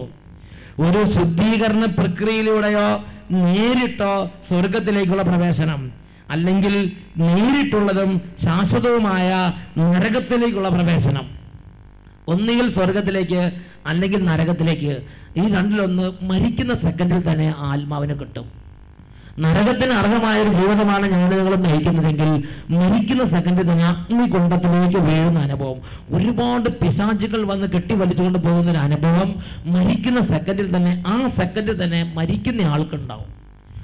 അവരുടെ അന്ത്യ നിമിഷങ്ങളൊക്കെ എന്തൊക്കെ അറിയുന്നത് വർണ്ണനാതീതമാണ്. പ്രിയപ്പെട്ട സഹോദരങ്ങളെ, കത്തോലിക്ക സഭയുടെ മതബോധന ഗ്രന്ഥത്തിൽ 1021 ഖണ്ഡികയിൽ വീണ്ടും ഇതിനെക്കുറിച്ച് പഠിപ്പിക്കുകയാണ്. ഓരോ വ്യക്തിയും മരണം കഴിഞ്ഞ് ഉടനെ തന്നെ തന്റെ പ്രവൃത്തികൾക്കും വിശ്വാസത്തിനും അനുസൃതമായി പ്രതിഫലം സ്വീകരിക്കുമെന്ന് സഭ പലപ്പോഴും ഉറപ്പിച്ചു പറയുകയും സാക്ഷ്യപ്പെടുത്തുകയും ചെയ്തിട്ടുണ്ട്. 1021 ഖണ്ഡികയിൽ സഭയുടെ മതബോധന ഗ്രന്ഥത്തിൽ ഈ കാര്യത്തെക്കുറിച്ച് പഠിപ്പിക്കുകയാണ്. ഓരോ വ്യക്തിയും മരണം കഴിഞ്ഞാൽ ഉടനെ തന്നെ അന്ത്യവിധി ദിനത്തിലല്ല, മരണം കഴിഞ്ഞാൽ ഉടനെ തന്നെ തന്റെ വിശ്വാസത്തിനും പ്രവൃത്തികൾക്കും അനുസൃതമായി പ്രതിഫലം സ്വീകരിക്കും. 1022 ഖണ്ഡികയിൽ കുറച്ചുകൂടെ ക്ലിയർ ആയി പറഞ്ഞിരിക്കുകയാണ്: ഓരോ മനുഷ്യനും തന്റെ മരണത്തിന്റെ നിമിഷത്തിൽ തന്നെ സ്വജീവിതത്തെ ക്രിസ്തുവിനോട് ബന്ധപ്പെടുത്തി തന്റെ അമർത്യമായ ആത്മാവിൽ ശാശ്വതമായ പ്രതിഫലം സ്വീകരിക്കുന്നു. ഹല്ലേലൂയ. ഉറക്കെ പറ ഹല്ലേലൂയ. ഈ പെട്ടെന്ന് മരിക്കുന്ന സെക്കൻഡിൽ തന്നെ നമ്മൾ നേരിടുന്ന വിധിയുടെ പേര്, അതിന്റെ പേരാണ് തനത് വിധി. ഒന്ന് ഉറക്കെ പറ, തനത് വിധി. അപ്പൊ വിധി തന്നെ 2 ഉണ്ട്. അപ്പൊ നമ്മൾ വിധിയുടെ മേലേക്ക് നീങ്ങിയിരിക്കുകയാണ്. വിധി 2 ഉണ്ട്. ഒന്ന് തനത് വിധി, 2 പൊതുവിധി. തനത് വിധി എന്ന് പറഞ്ഞാൽ വ്യക്തിപരമായ വിധിയാണ്. ഞാൻ മരിക്കുമ്പോൾ എന്റെ വിധി അപ്പൊ തന്നെ എനിക്കുണ്ടാവും. അതാണ് തനത് വിധി അഥവാ വ്യക്തിപരമായ വിധി. പൊതുവിധി എന്ന് പറയുന്നത് അന്ത്യദിനത്തിലെ പുനരുദ്ധാനത്തിൽ ആത്മാവ് ശരീരത്തോട് കൂട്ടിയോജിക്കപ്പെടുമ്പോൾ വലതുവശത്തേക്ക് ഇടതുവശത്തേക്ക് വേർതിരിച്ച് ഈ തനത് വിധിയിൽ എനിക്ക് എന്ത് വിധിയാണോ കിട്ടിയത് അത് പൊതുവിധിയിൽ പരസ്യമായി പ്രഖ്യാപിക്കും. പൊതുവിധിയുടെ സമയത്ത് തനത് വിധിയിൽ സംഭവിച്ച വിധിക്ക് മാറ്റം വരുന്നില്ല. ഞാൻ മരിക്കുന്ന സമയത്ത് എനിക്ക് കിട്ടുന്ന വിധിക്ക് പൊതുവിധിയിൽ മാറ്റം വരുന്നില്ല. പിന്നെയോ തനത് വിധിയിൽ എനിക്ക് എന്ത് വിധിയാണ് കിട്ടിയത് എന്ന് പൊതുവിധിയിൽ പൊതുവായി പ്രഖ്യാപിക്കും. അത് സ്ഥിരീകരിക്കും, അതെല്ലാവരും അറിയും. മരിക്കുന്ന സമയത്ത് ഞാൻ നരകത്തിലേക്കാണോ സ്വർഗത്തിലേക്കാണോ പോയെന്ന് ആരും അറിയല. ഇപ്പൊ നമ്മുടെ വല്യപ്പൻ നരകത്തിലാണോ സ്വർഗത്തിലാണോ നിങ്ങൾക്ക് ആർക്കെങ്കിലും അറിയാവോ? അങ്ങനെ അറിയാവുന്നവരൊന്ന് കൈവക്കാവോ? ആവശ്യമില്ലാതെ ചിന്തിക്കാതിരിക്കുക നല്ലത്. ഹല്ലേലൂയ. പ്രിയപ്പെട്ട സഹോദരൻ, നമ്മളെ പഠിപ്പിച്ച മാഷ് ഇപ്പം എവിടെയാണ്, നമ്മളെ പഠിപ്പിച്ച നമ്മുടെ വല്യപ്പൻ ഇപ്പം എവിടെയാണ്, നമ്മളെ വളർത്തിയ അപ്പൻ ഇപ്പം എവിടെയാണ്, ഇതിപ്പം നമുക്ക് അറിയാൻ പാടില്ല. എന്നാൽ അവസാന വിധി ദിവസത്തിൽ വലതുവശത്തേക്ക് ഇടതുവശത്തേക്ക് വേർതിരിക്കുന്ന സമയത്ത് ആളെ മനസ്സിലാവും, എല്ലാവരും മനസ്സിലാവും നമ്മുടെ വല്യപ്പൻ ഇപ്പം എവിടെയാണ് കിടക്കുന്നത്, നമ്മുടെ മാഷ് ഇപ്പം എവിടെയാണ്, നമ്മുടെ കൂടെ പഠിച്ച കുട്ടികൾ ഇപ്പം എവിടെയാണ്, നമ്മുടെ ബാച്ച്മേറ്റ്സ് ഇപ്പം എവിടെയാണ്, നമ്മുടെ അനിയൻ എവിടെയാ, ചേട്ടൻ എവിടെയാ എന്നെല്ലാവരും തിരിച്ചറിയുന്ന ദിവസമാണ് അന്ത്യവിധികളിലെ പുനരുത്ഥാനം. ഹല്ലേലൂയ. നിങ്ങൾ ചിന്തിച്ചു നോക്കിയേ, നിങ്ങളുടെ കുടുംബം രണ്ടായി മാറുന്ന സമയമാണ്. കുറേ പേര് ഇടതുവശത്തേക്ക് പോകും, കുറേ പേര് വലതുവശത്തേക്ക് പോകും. അന്ത്യവിധി ദിനത്തിൽ, പൊതുവിധിയിൽ നിങ്ങൾ ചിന്തിച്ചു നോക്കുക, നിങ്ങളുടെ മക്കൾ നിങ്ങളുടെ കൂടെ വലതുവശത്തുണ്ടാകുമോ?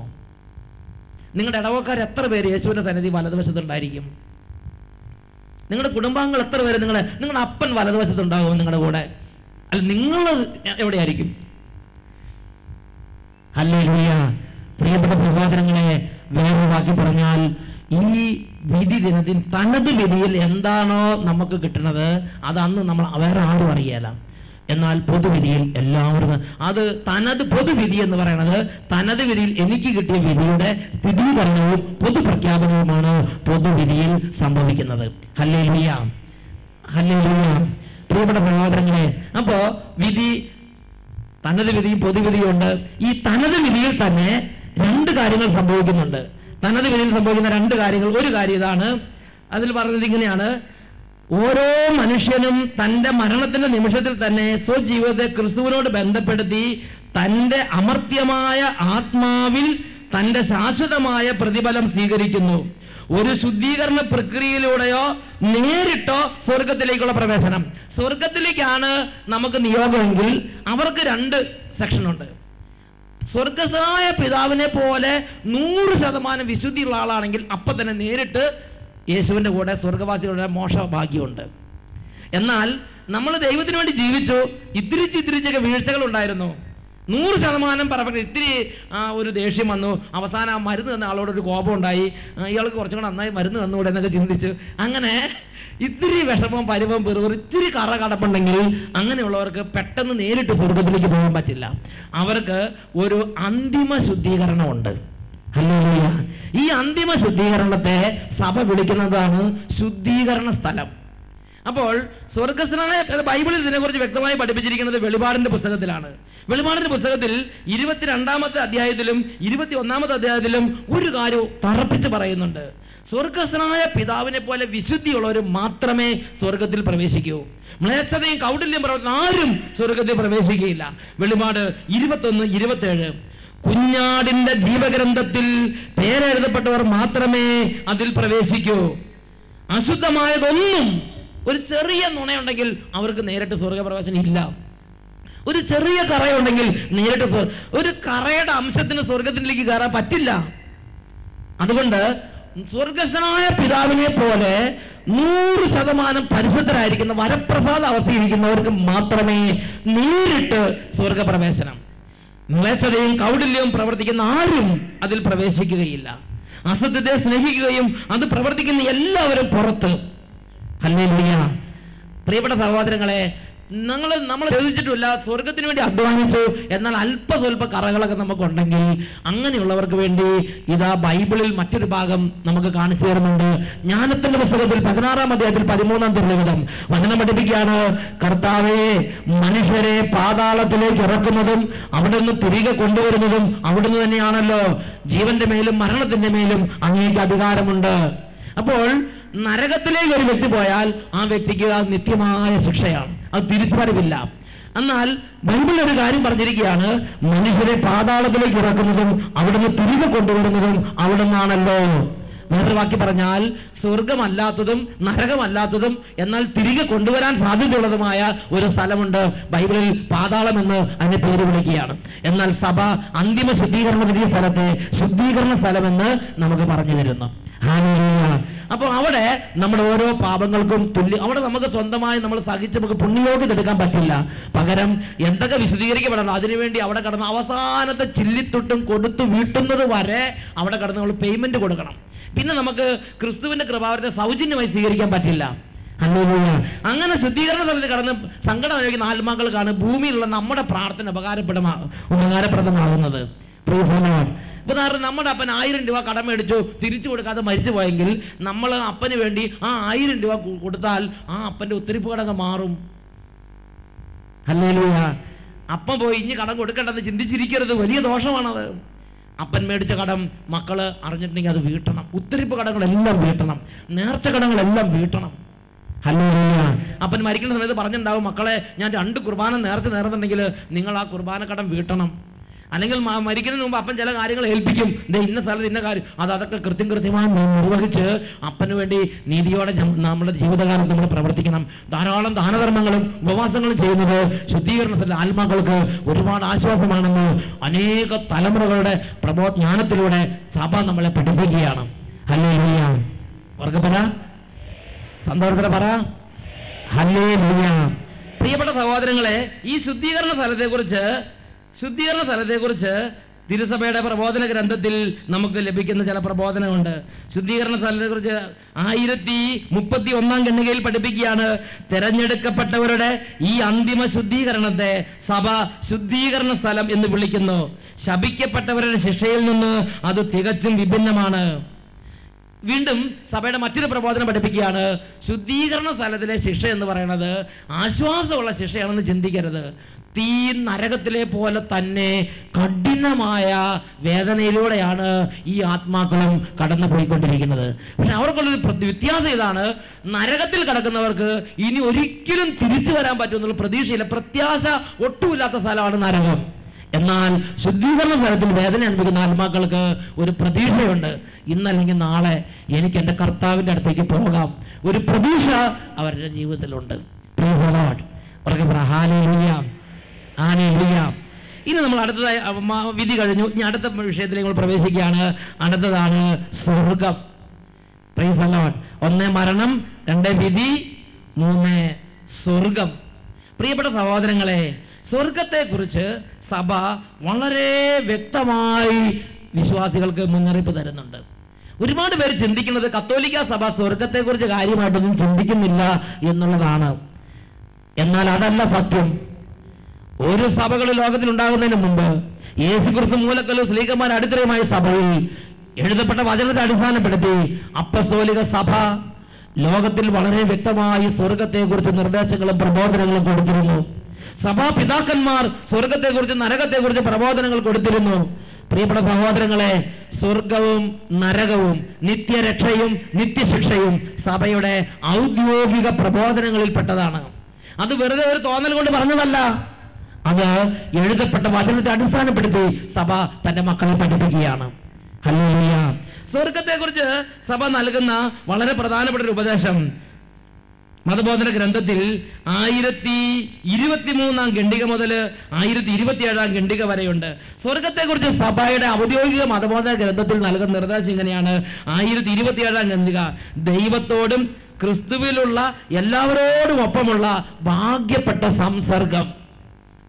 എന്ന് പറഞ്ഞാൽ നമ്മൾ മരിച്ചു കഴിയുമ്പോൾ നമ്മൾ ശരിക്കും നല്ല വിശുദ്ധമായി ജീവിച്ചിരിക്കുന്ന അവസ്ഥയിലാണെങ്കിൽ നമ്മൾ മരിച്ചു കഴിഞ്ഞ അപ്പോൾ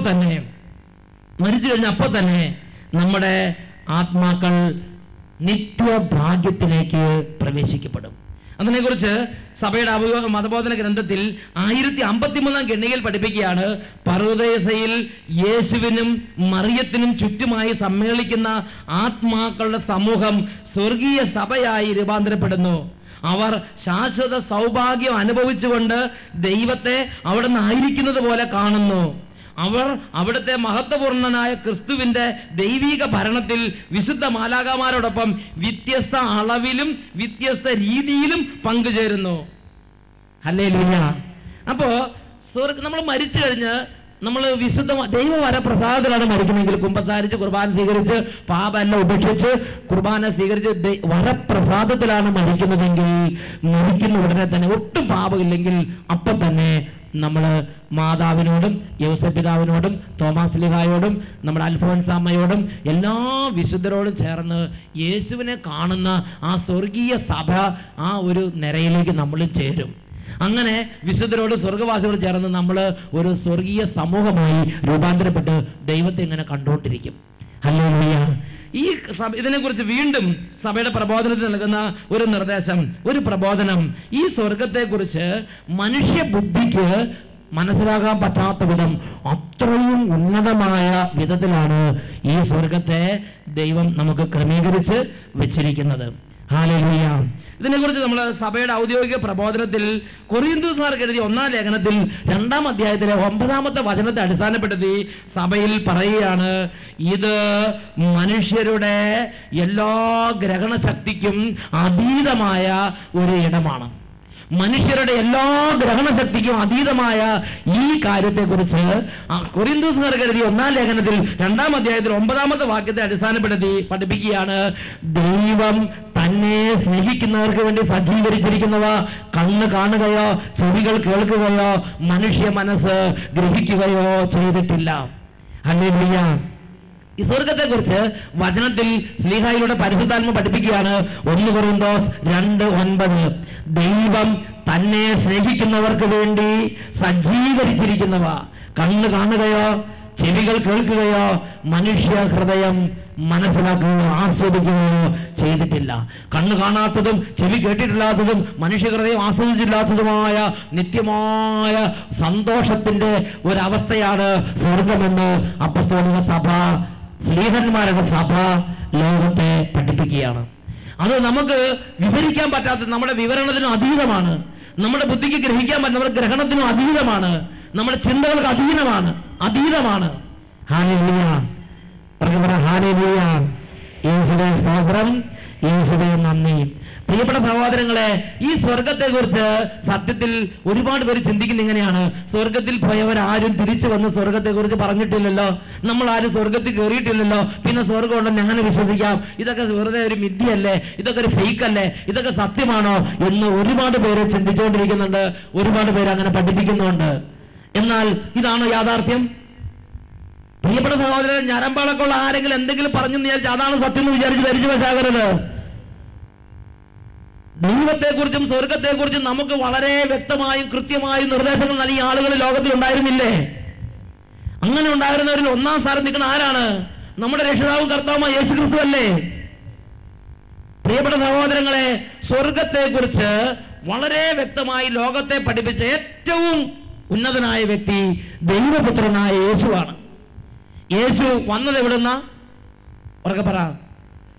യോഹന്നാന്റെ സുവിശേഷത്തിൽ 6-ാം അധ്യായത്തിൽ 32-ാം വാക്യത്തിൽ പറഞ്ഞിരിക്കുകയാണ്, ഞാൻ സ്വർഗത്തിൽ നിന്ന് ഇറങ്ങി വന്നിരിക്കുന്നത് എന്റെ ഇഷ്ടം പ്രവർത്തിക്കാൻ വേണ്ടിയല്ല, എന്നെ അയച്ചവന്റെ ഇഷ്ടം പ്രവർത്തിക്കാൻ വേണ്ടിയാണ്.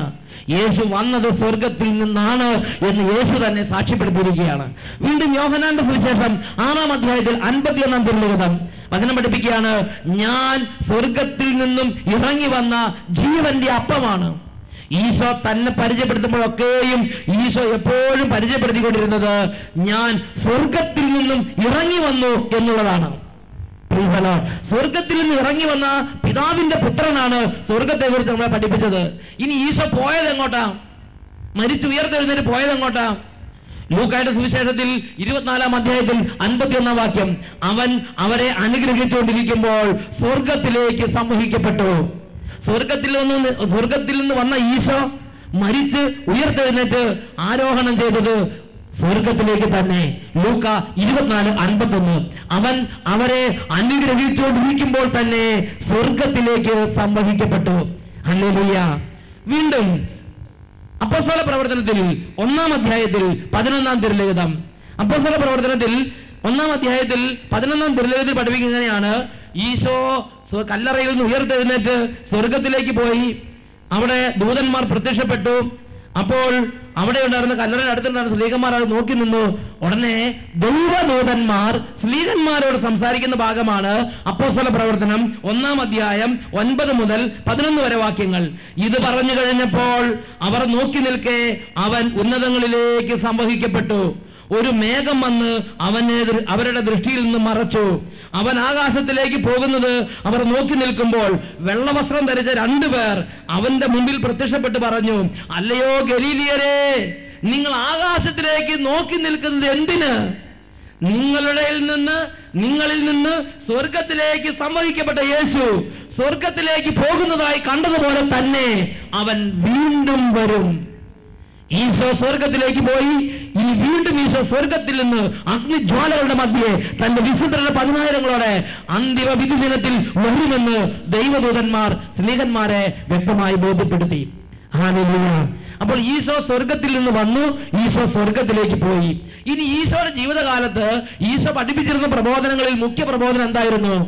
ഈശോ എന്ത് പഠിപ്പിക്കുമ്പോൾ ആദ്യം പഠിപ്പിച്ചിരുന്നത് സ്വർഗത്തിൽ എങ്ങനെ നിങ്ങൾക്ക് പിതാവിന്റെ സന്നിധിയിൽ പ്രതിഫലം ഉണ്ടാകാം.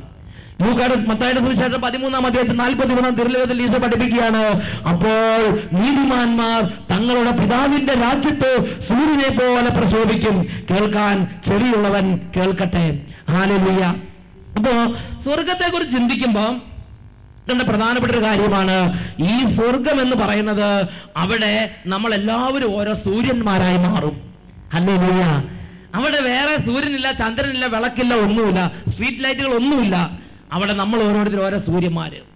Price the Lord. നിങ്ങളുടെ അപ്പൻ നോക്കുമ്പോൾ ഇത് അപ്പുറത്ത് ഒരു സൂര്യനായിട്ട് നടക്കണു, നിങ്ങളുടെ അമ്മ നോക്കുമ്പോൾ ഇത് അപ്പുറത്ത് വേറൊരു സൂര്യൻ. കുട്ടി സൂര്യന്മാർ കുറേ എണ്ണം വേറെ. കോതമംഗലത്ത് നിന്ന് ഒരുപാട് കുട്ടി സൂര്യന്മാർ വരും എന്നുള്ള കാര്യത്തിൽ എനിക്ക് സംശയമില്ല. കാരണം ഇന്ന് ഒരുപാട് കുട്ടികൾ വളരെ തീക്ഷ്ണമായിട്ട് ഈശോയ്ക്ക് വേണ്ടി ഇവിടെ വന്ന് പ്രാർത്ഥിക്കുകയും ഉപവസിക്കുകയൊക്കെ ചെയ്യുന്നത് എന്റെ ശ്രദ്ധയിൽപ്പെട്ടിട്ടുണ്ട്. നമ്മളെല്ലാവരും ആളെ തിരിച്ചറിയും. ഏലിയ വന്നപ്പോൾ ഏലിയായി തിരിച്ചറിഞ്ഞു, മോശ വന്നപ്പോൾ മോശയെ തിരിച്ചറിഞ്ഞു, മോശയാണെന്ന് ഏലിയാണെന്നൊക്കെ തിരിച്ചറിഞ്ഞു. അതുപോലെ അന്ന് ആളെ തിരിച്ചറിയും.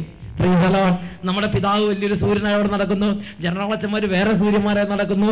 ഇതാ നമ്മുടെ ഇടവകയിലെ വികാരിച്ചന്മാര്, നമ്മുടെ ഇടവകയിൽ നമ്മുടെ ആദ്യ കുർബാന പഠിപ്പിച്ച സിസ്റ്റർമാര്, നമ്മുടെ കാറ്റീസം മാഷന്മാരെല്ലാം അങ്ങനെ സൂര്യന്മാരായി നടക്കുന്നു. അവിടെ നമ്മളും ഒരു സൂര്യനായിട്ടുണ്ടായിരിക്കും. ഹല്ലേലൂയ.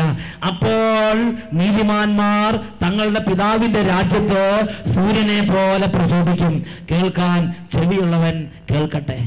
ഹല്ലേലൂയ. എന്നാൽ തോന്നിയാസം പ്രവർത്തിച്ച് ജീവിച്ചാലോ? തോന്നിയാസം പ്രവർത്തി ജീവിച്ച ഒരു കരിക്കട്ടയെ അപ്പുറത്ത് കിടപ്പുണ്ടാവും. വലിയ ഒരു കരിമ്പടം പോലെ ഭയങ്കരമായ ഭീകര അന്തരീക്ഷത്തിൽ അപ്പുറത്ത് വേറൊരു അന്തരീക്ഷമുണ്ട്. അവിടെ വിലാപവും കല്ലുകടിയുള്ള സ്ഥലത്തെ കുറിച്ച് വേറെ പ്രതിപാദനമുണ്ട്. മത്തായിയുടെ സുവിശേഷം 13-ാം അധ്യായത്തിൽ 41, 42, 43 തിരുലിഖിതങ്ങൾ വചനം പഠിപ്പിക്കുകയാണ്. അപ്പോൾ മനുഷ്യപുത്രൻ തന്നെ ദൂതന്മാരയക്കുകയും അവർ അവന്റെ രാജ്യത്ത് നിന്ന് എല്ലാ പാപഹേതുക്കളെയും തിന്മ പ്രവർത്തിക്കുന്നവരെയും ഒരുമിച്ച് കൂട്ടി അഗ്നികുണ്ഡത്തിലേക്ക് എറിയും. അവിടെ വലിയ വിലാപവും പല്ലുകടിയുമായിരിക്കും. വലിയ വിലാപത്തിന്റെ പല്ലുകടി കരിക്കട്ടയായിരിക്കുന്ന ഒരു സ്ഥലം വേറെയുണ്ട്. എന്നാൽ നീതിമാന്മാർ ഈ ഭൂമിയിൽ കഷ്ടം സഹിച്ച്, ഈ ഭൂമിയിൽ ക്ലേശം സഹിച്ച്, ബുദ്ധിമുട്ട് സഹിച്ച്, ഈ ഭൂമിയിൽ കണ്ണീരോടെ സ്വർഗത്തിന് വേണ്ടി വിതച്ചവര്, ആത്മാവിന് വേണ്ടി വിതച്ചവര്, വിശുദ്ധിക്ക് വേണ്ടി അധ്വാനിച്ചവര്, ദൈവവചനം അനുസരിച്ച് ജീവിക്കാൻ വേണ്ടി നാണം കെട്ടവര്, ഒരുപാട് കഷ്ടം സഹിച്ചവര്, ഒരുപാട് നിന്ദനം സഹിച്ചവര്, ഈ ഭൂമിയിൽ കഷ്ടപ്പാടുകൾ ക്ലേശങ്ങൾ സഹിച്ച് ദൈവവചനപ്രകാരം ജീവിക്കാൻ വേണ്ടി യത്നിച്ചവര്, അവര് പിതാവിന്റെ രാജ്യത്ത് സൂര്യനെ പോലെ പ്രശോഭിക്കും. അതാണ് 126-ാം സങ്കീർത്തനത്തില് 5-ാമത്തും 6-ാമത്തും തിരുവചനം വചനം പഠിപ്പിക്കുകയാണ്. വിത്ത് ചുമന്നുകൊണ്ട് വിലാപത്തോടെ വിതയ്ക്കാൻ പോകുന്നവർ കറ്റ ചുമന്നുകൊണ്ട് ആഹ്ലാദത്തോടെ വീട്ടിലേക്ക് കയറും. നമ്മുടെ വീട് നിത്യമായ വീട്, അതാണ് സ്വർഗം. ഫിലിപ്പിയർ അങ്ങനെ 3-ാമത്തെ 20-ാം വാക്യം വചനം പഠിപ്പിക്കുകയാണ്. ഇവിടെ നമുക്ക് നിലനിൽക്കുന്ന നഗരമില്ല, വരാനിരിക്കുന്ന ഒരു രാജ്യത്തെയാണ് നമ്മൾ നോക്കി പാർത്തിരിക്കുന്നത്. അവിടെ നിന്ന് ഒരു കർത്താവിനെ, രക്ഷകനായ യേശു ക്രിസ്തുവിനെ നാം കാത്തിരിക്കുകയും ചെയ്യുന്നു. പ്രിയപ്പെട്ട സഹോദരങ്ങളെ, അപ്പോൾ ഈ സ്വർഗരാജ്യത്തിന്റെ 1-ാമത്തെ പ്രത്യേകതയാണ് അത് എല്ലാ ഗ്രഹണശക്തിക്കും അതീതമാണ്. അവിടെ നമ്മളെല്ലാം സൂര്യന്മാരായിരിക്കും. പിതാവായ ദൈവം അവിടുത്തെ വലിയ സൂര്യൻ, അവിടെ നഗരത്തെ പ്രശോഭിക്കുന്ന സ്വർഗീയ ജെറുസലേമിനെ പ്രകാശിപ്പിക്കുന്ന സൂര്യനായി ത്രിത്വൈക ദൈവം അവിടെ വാഴുന്നു. യേശുക്രിസ്തുവിനോടുകൂടെ യേശുക്രിസ്തുവിനുള്ളവരും നിത്യമായ ദൈവിക ഭരണത്തിൽ പങ്കുചേരുന്നു. പക്ഷെ ഓരോരുത്തരുടെ പ്രകാശത്തിന് അളവിൽ വ്യത്യാസം ഉണ്ടായിരിക്കും.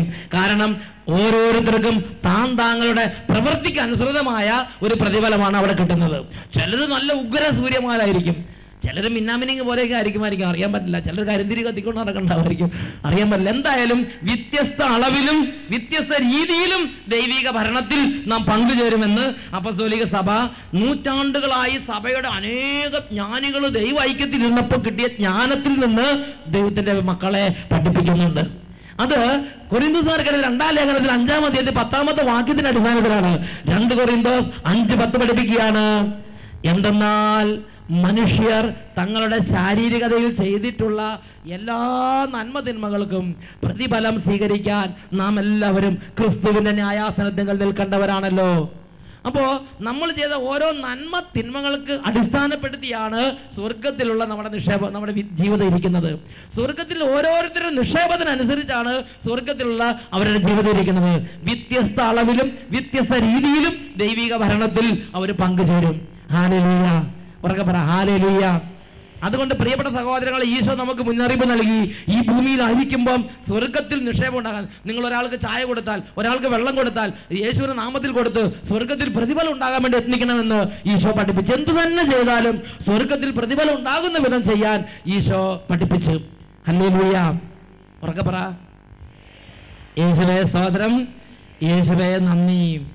ഈ സ്വർഗത്തെക്കുറിച്ചുള്ള മറ്റൊരു വിശേഷണം, സ്വർഗം എന്താണ് എന്ന് ആർക്കും പറയാൻ പറ്റില്ലെങ്കിലും സ്വർഗത്തിലെ ചില സവിശേഷതകൾ ദൈവ ഐക്യത്തിലിരുന്ന ജ്ഞാനികൾ നമുക്ക് പറഞ്ഞു തന്നിട്ടുണ്ട്. അത് പ്രത്യേകിച്ച് ദൈവവചനത്തിൽ നിന്ന് കിട്ടിയ ഉൾക്കാഴ്ചകളിലൂടെയാണ് സഭാപിതാക്കന്മാർ നമുക്ക് പറഞ്ഞു തന്നിട്ടുള്ളത്. അത് സ്വർഗത്തെക്കുറിച്ചുള്ള മറ്റൊരു ഉപദേശം, മറ്റൊരു വെളിപ്പെടുത്തൽ നമ്മൾ കാണുന്നത് മത്തായിയുടെ സുവിശേഷത്തിൽ 25-ാം അധ്യായത്തിൽ 34-ാം തിരുലിഖിതത്തിലാണ്. ഈശോ പഠിപ്പിക്കുകയാണ്. തന്റെ വലതുഭാഗത്തുള്ളവരോട് ഈശോ പറയുകയാണ്, എന്റെ പിതാവിനാൽ അനുഗ്രഹിക്കപ്പെട്ടവരെ. അതായത് അന്ത്യവിധിനത്തിന് രണ്ടായിട്ട് ഇങ്ങോട്ട് തിരിക്കും. കരിമ്പടങ്ങളെല്ലാം ഒരു ഭാഗത്ത്, പിന്നെ സൂര്യനെ പോലെ പ്രശോഭിക്കുന്നവരെല്ലാം വേറൊരു ഭാഗത്ത്. എന്നിട്ട് ഈ സൂര്യനെ പോലെ പ്രശോഭിക്കുന്ന ഈ മഹാസൂര്യന്മാരോട്, ഈ മഹാ തേജസ്വികളോട് ഈശോ ഇങ്ങനെ പറയും, എന്റെ പിതാവിനാൽ അനുഗ്രഹിക്കപ്പെട്ടവരെ വരുവിൻ, ലോകസ്ഥാപനം മുതൽ നിങ്ങൾക്കായി സജ്ജമാക്കിയിരിക്കുന്ന രാജ്യം അവകാശപ്പെടുത്തുവിൻ. ഞാൻ ചോദിക്കട്ടെ, ഈ സ്വർഗം നമുക്ക് വേണ്ടി ദൈവം എപ്പോഴാണ് ഒരുക്കിയത്? നമ്മൾ മരിക്കുന്ന സമയത്ത് ഇടിപിടി എന്ന് പറഞ്ഞ് ഒരുക്കുകയാണോ? എപ്പോഴാണ് ഒരുക്കിയത്? ലോകസ്ഥാപനം മുതൽ, നമ്മൾ ജനിക്കുന്നതിന് മുമ്പ് തന്നെ നമുക്ക് വേണ്ടി സ്വർഗം ദൈവം ഒരുക്കിയിട്ടുണ്ട്. ലോകസ്ഥാപനം മുതൽ നമുക്ക് വേണ്ടി ഈശോ അത് ഒരുക്കി വെച്ചിരിക്കുകയാണ്. എന്നിട്ട് ഈശോ സന്തോഷത്തോടെ പറയാണ്, ഹലോ മൈ ഡിയർ, വളരെ സ്നേഹത്തോടെ വിളിക്കുകയാണ്. എന്നിട്ട് പറയാണ്, എന്റെ പിതാവിനാൽ അനുഗ്രഹിക്കപ്പെട്ടവരെ, കമോൺ കമോൺ, നിങ്ങൾക്ക് വേണ്ടി ലോകസ്ഥാപനം മുതൽ ഒരുക്കിയ രാജ്യം അനുഭവിക്കുക. ഇതിനെക്കുറിച്ച് ഈ യുവജന മതബോധന ഗ്രന്ഥത്തിൽ ഒരു പ്രബോധനം നമ്മൾ കാണുന്നുണ്ട്. യുവജന മതബോധന ഗ്രന്ഥത്തിൽ സ്വർഗത്തെക്കുറിച്ചുള്ള ഒരു പ്രബോധനം എങ്ങനെയാണ്? സ്വർഗത്തിലുള്ള നിങ്ങളുടെ സ്ഥലം നിങ്ങൾക്ക് വേണ്ടി മാത്രം സൃഷ്ടിച്ചതാണെന്ന് നിങ്ങൾക്ക് തോന്നും. കാരണം നിങ്ങൾ അതിനു വേണ്ടി സൃഷ്ടിക്കപ്പെട്ടിട്ടുള്ളവരാണ്. ഹല്ലേലൂയ. നമ്മൾ സ്വർഗത്തിലെ ആ സ്ഥലം കാണുമ്പോൾ ശരിക്കും നമുക്ക് പറ്റിയ, നമുക്ക് വേണ്ടി തന്നെ സൃഷ്ടിച്ച ഒരു സ്ഥലമായിട്ട് തോന്നും. ചില ബാറ്ററി കേസ് നിങ്ങൾ നോക്കിയേ, ആ ബാറ്ററിക്ക് കയറി ഇരിക്കാൻ പറ്റിയ വിധത്തിലുള്ള ഡിസൈൻ ചെയ്ത് രൂപപ്പെടുത്തിയിട്ടില്ലേ? അല്ലെങ്കിൽ ഓരോ പാക്കറ്റുകൾ നിങ്ങൾ നോക്ക്, അതെല്ലാം അതിനു വേണ്ടി തന്നെ ഡിസൈൻ ചെയ്ത്. അതേപോലെ പേഴ്സണലായി എൻ്റെ എല്ലാ സ്വഭാവ സവിശേഷതകൾക്ക് പറ്റിയ വിധത്തിൽ എനിക്ക് വേണ്ടി തന്നെ ഡിസൈൻ ചെയ്ത് എനിക്ക് വേണ്ടി തന്നെ ഒരുക്കിയ ഒരവസ്ഥ, ഒരിടം, ഒരു രീതി, ഒരു അന്തരീക്ഷം. സ്വർഗത്തിലുള്ള നിങ്ങളുടെ സ്ഥലം നിങ്ങൾക്ക് വേണ്ടി മാത്രം സൃഷ്ടിച്ചതാണെന്ന് നിങ്ങൾക്ക് തോന്നും. കാരണം നിങ്ങൾ അതിനു വേണ്ടി സൃഷ്ടിക്കപ്പെട്ടിട്ടുള്ളവരാണ്. Price the Lord. അത് നമുക്ക് നഷ്ടപ്പെടുമ്പോഴാണ് ഇവിടെ നമ്മൾ കടന്ന് പ്രാളപ്പെടാൻ തുടങ്ങുന്നത്. പ്രിയപ്പെട്ട സഹോദരങ്ങളെ, നിങ്ങൾക്ക് വേറൊരു വാക്യം പറഞ്ഞു, നിങ്ങൾക്കൊരു സമാധാനം വേണോ? നിങ്ങൾക്കൊരു സമാധാനം വേണമെങ്കിൽ ഇവിടെ നിങ്ങൾക്ക് വീട് വിൽക്കാനുണ്ട്, വീട് വിറ്റാൽ സമാധാനമെന്ന് വിചാരിക്കരുത്. സ്ഥലം വാങ്ങാനുണ്ട്, സ്ഥലം വാങ്ങിയ സമാധാനമെന്ന് വിചാരിക്കരുത്. ജോലി കിട്ടിയില്ല, ജോലി കിട്ടിയ സമാധാനമെന്ന് ചിന്തിക്കരുത്. അമേരിക്ക പോയാൽ സമാധാനമെന്ന് ചിന്തിക്കരുത്. അല്ലെങ്കിൽ IELTS ജയിച്ച് ഇംഗ്ലണ്ടിൽ പോയാൽ സമാധാനം ചിന്തിക്കരുത്. രോഗം മാറി ആരോഗ്യം വന്ന സമാധാനം ചിന്തിക്കരുത്. സമാധാനം കിട്ടണമെങ്കിൽ നമുക്ക് നഷ്ടപ്പെട്ട സ്വർഗം നമുക്ക് വീണ്ടും സ്വന്തമായാലേ ശരിക്കും ഒരു സമാധാന ജീവിതം ഉണ്ടാവുള്ളൂ. ഈ സ്വർഗം നഷ്ടപ്പെട്ടിരിക്കുന്ന അത്രയും കാലം ഈ ഭൂമിയിലാണ് ജീവിക്കണമെങ്കിൽ പോലും നമ്മുടെ ഹൃദയം അസ്വസ്ഥമായിരിക്കും. പ്രിയപ്പെട്ട സഹോദരങ്ങളെ, കാരണം നമ്മൾ അതിനു വേണ്ടി സൃഷ്ടിക്കപ്പെട്ടു. അതും ഞാനും തമ്മിലൊരു കണക്ഷനുണ്ട്. അതെപ്പോൾ നഷ്ടപ്പെടുന്നു അപ്പം തൊട്ട് നമ്മൾ ഈ ഭൂമി കിടന്ന് അസ്വസ്ഥത അനുഭവിക്കാൻ തുടങ്ങും. അതെപ്പോൾ നമുക്ക് വീണ്ടും സ്വന്തമാകുന്നു അപ്പം തൊട്ട് ഒരു പ്രത്യേക ശാന്തത, ഒരു പ്രത്യേക സന്തോഷം, ഒരു പ്രത്യേക ആനന്ദം, ഒരു നിറവ്, എല്ലാത്തിലും ഒരു സമാധാനം നമുക്ക് അനുഭവിക്കാൻ സാധിക്കും. ഹല്ലേലൂയ.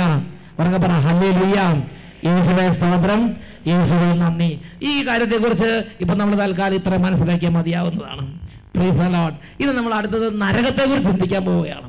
മരണം, വിധി, സ്വർഗം, ഇനി അടുത്തതാണ് നരകം. ഇന്ന് കൂടുതൽ ഉപരിപഠനത്തിന് നിങ്ങളെ ഞാൻ താമസിച്ചുള്ള ധ്യാനത്തിന് അട്ടപ്പാടിയിലേക്ക് ക്ഷണിക്കുകയാണ്. ബുക്ക് ചെയ്തിട്ട് മാത്രമേ വരാവുള്ളൂ. 400 പേർക്ക് പ്രവേശനമുള്ളൂ. ബുക്ക് ചെയ്യാതെ വന്നാൽ അവിടെ പ്രവേശനം കിട്ടുകയില്ല. ഹല്ലേലൂയ. ഇനി നരകത്തെക്കുറിച്ച് 1034 ഖണ്ഡികയിൽ സഭ വളരെ വ്യക്തമായി പഠിപ്പിക്കുന്നുണ്ട്. പ്രിയപ്പെട്ട സഹോദരങ്ങൾ, ഇതൊക്കെ ഒരു ഫേക്ക് ആണെന്നോ വെറുതെ ചുമ്മാ ഒരു തോന്നൽ പറഞ്ഞാന്ന് ചിന്തിക്കരുത്. അനേകം നൂറ്റാണ്ടുകളായി ദൈവത്തോട് ഐക്യത്തിലും വചനധ്യാനത്തിൽ ഇരുന്നിരുന്ന നമ്മുടെ സഭാപിതാക്കന്മാരുടെ 100% ബോധ്യത്തിൽ നിന്നാണ് പിൻതലമുറകളെ ഈ കാര്യങ്ങൾ സഭാപിതാക്കന്മാർ പഠിപ്പിച്ചു വെച്ചിരിക്കുന്നത്. അതിൽ 1034 ഖണ്ഡികയിൽ ഈ നരകത്തെക്കുറിച്ച് സഭ പഠിപ്പിക്കുന്ന ഇങ്ങനെയാണ്. 1034 ഖണ്ഡിക: വിശ്വസിക്കാനും മാനസാന്തരപ്പെടാനും ജീവിതാവസാനം വരെ വിസമ്മതിക്കുന്നവർക്ക് വേണ്ടി കരുതി വെച്ചിട്ടുള്ള ശമിക്കാത്ത അഗ്നിയുടെ സ്ഥലമായ ഗേഹന്നയെപ്പറ്റി യേശു കൂടെ കൂടെ പറയുന്നുണ്ട്. ആത്മാവും ശരീരവും നഷ്ടപ്പെടുന്ന സ്ഥലമാണത്. നമ്മൾ ആത്മാവ് മാത്രം നഷ്ടപ്പെടുന്ന സ്ഥലമാണെന്ന് ചിന്തിക്കരുത്. ആത്മാവും ശരീരവും നഷ്ടപ്പെടുന്ന സ്ഥലമാണത്. പ്രിയപ്പെട്ട സഹോദരങ്ങളെ, മരണത്തിന് ശേഷവും ഈ ശരീരത്തിന് വേദന അനുഭവിക്കാൻ പറ്റും, സന്തോഷം അനുഭവിക്കാൻ പറ്റും. സ്വർഗത്തിൽ ഇരിക്കുന്നവരെല്ലാം സന്തോഷം അനുഭവിക്കുന്നുണ്ട് എന്നുള്ളത് യാഥാർത്ഥ്യമാണ്. അതുപോലെ നരകത്തിലോ ശുദ്ധീകരണ സ്ഥലത്തിലാണ് പെടുന്നതെങ്കിൽ കഠിനമായ വേദന ഉണ്ടാകുന്ന ഓരോ വേദനയും ഫീൽ ചെയ്യുന്നുള്ളത് യാഥാർത്ഥ്യമാണ്. ഇപ്പോൾ അതിന് 100 ഇരട്ടി തീവ്രമായ ഫീലിംഗ് ആയിരിക്കും. വേദനയുടെ ശരിക്കും വേദന അന്ന് നമ്മൾ അനുഭവം. ഇന്ന് ഭൂമിയിലെ വേദന എന്ന് പറഞ്ഞാൽ ഒരു മൂടലിൽ കടന്നുള്ള വേദന, ചെറിയൊരു മൈനോട് ഒരു ശതമാനമാണ് വേദനയുടെ 1% ഭൂമിയിൽ നമ്മൾ ഏറ്റവും കഠിന വേദന പോലും 1% ശരിക്കാകുന്നുള്ളൂ. ശരിയായ തീവ്രമായ വേദന ഒരു വ്യക്തി യഥാർത്ഥത്തിൽ അനുഭവിക്കുന്നത് നരകത്തിലോ ശുദ്ധീകരണ സ്ഥലത്തിലോ അകപ്പെടുമ്പോഴാണ്. ഹല്ലേലൂയ. വചനമല്ല, സഭയുടെ ഔദ്യോഗിക പ്രബോധനം പഠിപ്പിക്കുകയാണ്. വിശ്വസിക്കാനും മാനസാന്തരപ്പെടാനും ജീവിതാവസാനം വരെ വിസമ്മതിക്കുന്നവർക്ക് വേണ്ടി കരുതി വെച്ചിട്ടുള്ള ശമിക്കാത്ത അഗ്നി സ്ഥലമായ ഗേഹന്നയെ പറ്റി യേശു കൂടെ കൂടെ പഠിപ്പിക്കുന്നുണ്ട്. ആത്മാവും ശരീരവും നഷ്ടപ്പെടുന്ന ഒരവസ്ഥയാണത്. ഹല്ലേലൂയ. കത്തോലിക്ക സഭയുടെ ഈ യുവജന മതബോധന ഗ്രന്ഥത്തിൽ മാർപ്പാപ്പ ഇതിനെക്കുറിച്ച് പഠിപ്പിക്കുന്നത് ഇങ്ങനെയാണ്. ഇതിനെക്കുറിച്ച് മാർപ്പാപ്പ പറയുകയാണ്, ദൈവം നഷ്ടപ്പെടുന്ന അവസ്ഥ, പൂർണ്ണമായും ദൈവം നഷ്ടപ്പെടുന്ന അവസ്ഥയാണത്. 161 ഖണ്ഡിക: എന്താണ് നരകം? നരകം എന്നത് ദൈവത്തിൽ നിന്നുള്ള ശാശ്വതമായ വേർപാടാണ്. ദൈവത്തിൻ്റെയും സ്നേഹത്തിൻ്റെയും തികഞ്ഞ അസാന്നിധ്യം. ഒട്ടും ദൈവമില്ല, ഒട്ടും സ്നേഹമില്ല. അങ്ങനെ ദൈവം പൂർണ്ണമായും നഷ്ടപ്പെട്ട അവസ്ഥയാണ് നരകം. പ്രിയപ്പെട്ട സഹോദരങ്ങളെ, നരകത്തിന്റെ മറ്റൊരു പ്രത്യേകതയാണ് നരകം അത് നിത്യമായ ഒരവസ്ഥയാണ്. അത് 100 വർഷം കഴിഞ്ഞാൽ തിരിച്ചു കയറി പോരാന്ന് ചിന്തിക്കണ്ട. നരകത്തിൽപ്പെട്ടൊരു വ്യക്തിയുടെ തീയും അങ്ങനെയുള്ള കാര്യങ്ങൾ, വേദന ശമിക്കാത്ത അഗ്നി എന്നൊക്കെ പറഞ്ഞാൽ ഒരു പ്രത്യേക തീവ്ര വേദനയുടെ അനുഭവമാണത്. ഇനി അതെല്ലാം അവിടെ നിൽക്കട്ടെ, ഏറ്റവും വലിയ വേദനയായിട്ട് വലിയൊരു ദൈവജ്ഞാനി അതിനെക്കുറിച്ച് പഠിപ്പിച്ചിരിക്കുന്നത്, ഇനി ഒരിക്കലും എനിക്കിതിൽ നിന്ന് മോചനമില്ല, നിത്യതയാണ് ഏറ്റവും വലിയ വേദനയായിട്ട് ഒരു ജ്ഞാനി വെളിപ്പെടുത്തി. നരകം ഒരു നിത്യമായ ശിക്ഷയാണ്, ഒരു നിത്യമായ അവസ്ഥയാണ്. അതായത് മറ്റൊരു വ്യക്തി അതിനെക്കുറിച്ച് ഈ നിത്യമായ അവസ്ഥ എന്ന് പറഞ്ഞാൽ എന്താണെന്ന് മനസ്സിലാക്കാൻ വേണ്ടി ഒരു ജ്ഞാനി അതിനെക്കുറിച്ച് ചിന്തിച്ചിട്ട് പറഞ്ഞിരിക്കും ഇങ്ങനെയാണ്: ഈ ഭൂമിയിലുള്ള എല്ലാ കടലിലുള്ള വെള്ളത്തിൽ തുള്ളികളൊക്കെ ഒന്ന് എണ്ണം എടുക്കുക, ഈ ഭൂമിയിലുള്ള എല്ലാ മരങ്ങളുടെയും വൃക്ഷലതാദികളുടെയും ഇലകളുടെ എണ്ണം എടുക്കുക, ഈ ഭൂമിയിലുള്ള എല്ലാ മണൽത്തരികളുടെയും എണ്ണം എടുക്കുക. ഇത് മുഴുവനും അത്രയും വർഷങ്ങൾ അനുഭവിച്ചാലും തീരാത്ത അത്ര ശിക്ഷയാണ്. നിത്യ നരകം എന്ന് പറഞ്ഞാൽ ഒരിക്കലും അവസാനിക്കാത്ത ഒരു നാശമാണ് നിത്യ നരകാഗ്നി. എഴുന്നേൽക്കാം. ഇതിനെക്കുറിച്ച് ബാക്കി കുറച്ച് കാര്യങ്ങൾ അത് അത്യാവശ്യം ഇത്ര മതിയാവും. ഇനി നമ്മൾ പിന്നീട് വിശദമായിട്ട് ഇതിൻ്റെ ഉപരിപഠനങ്ങൾ പാലാ ഭരണജ്ഞാനം കൺവെൻഷനിൽ വെച്ച് ഇതിൻ്റെ PhD കോഴ്സുകളെല്ലാം ചെയ്യുന്നതാണ്. ഹല്ലേലൂയ. ഡിസംബർ 19 തൊട്ട് 23 വരെ ഇതിൻ്റെ ഉപരി ക്ലാസ്സുകളുണ്ട്. അത് പാലായിൽ വെച്ച് ഇന്റർനാഷണൽ ബൈബിൾ കൺവെൻഷൻ നടക്കുന്നുണ്ട്. പാലാ ഭരണങ്ങാനം അൽഫോൻസാമ, നമ്മുടെ കേരളത്തിലെ സ്വന്തം വിശുദ്ധയാണ്. നമ്മുടെ എല്ലാവരുടെ പൈതൃക സ്ഥലമായ ഭരണങ്ങാനത്ത് വെച്ച് പതിനായിരക്കണക്കിന് ആളുകളുടെ കൂട്ടായ്മയിൽ വീണ്ടും ഇതിനെക്കുറിച്ച് കുറച്ചും കൂടെ ആഴമുള്ള ചില ഉപദേശങ്ങൾ ക്രമീകരിക്കപ്പെടുന്നുണ്ട്. ഹല്ലേലൂയ. നിങ്ങളെല്ലാവരെയും ഡിസംബർ 19 തൊട്ട് 23 വരെയുള്ള പാലാ അൽഫോൻസാമയുടെ ആ ഭരണങ്ങാനത്തുള്ള ആ വലിയ വചന ശുശ്രൂഷ 5 ദിവസം നീണ്ടുന്ന വലിയ ശുശ്രൂഷയിലേക്ക് സ്നേഹപൂർവ്വം ക്ഷണിക്കുകയാണ്. ഇപ്പം അവിടെയൊക്കെ പുതിയ ക്ലാസ്, ഇതിൻ്റെയൊക്കെ അടുത്ത ലെവലിലുള്ള ക്ലാസ്സുകളാണ്. ഈ പവർ കോൺഫറൻസ് 4 എന്ന് പറയുന്ന, അഭിഷേകാഗ്നി 4 എന്ന് പറയുന്ന ആ കാറ്റഗറിയിൽ നമ്മൾ എടുക്കുന്നത്. 3G 4G എന്ന് പറഞ്ഞ പോലെ അല്ല, അതുപോലെ ഒരു 4 ആണത്. അഭിഷേകാഗ്നി 4. ഹല്ലേലൂയ. ഇപ്പോൾ നമ്മൾ കൈകൾ കൂപ്പി പിടിച്ച് നിൽക്കുകയാണ്.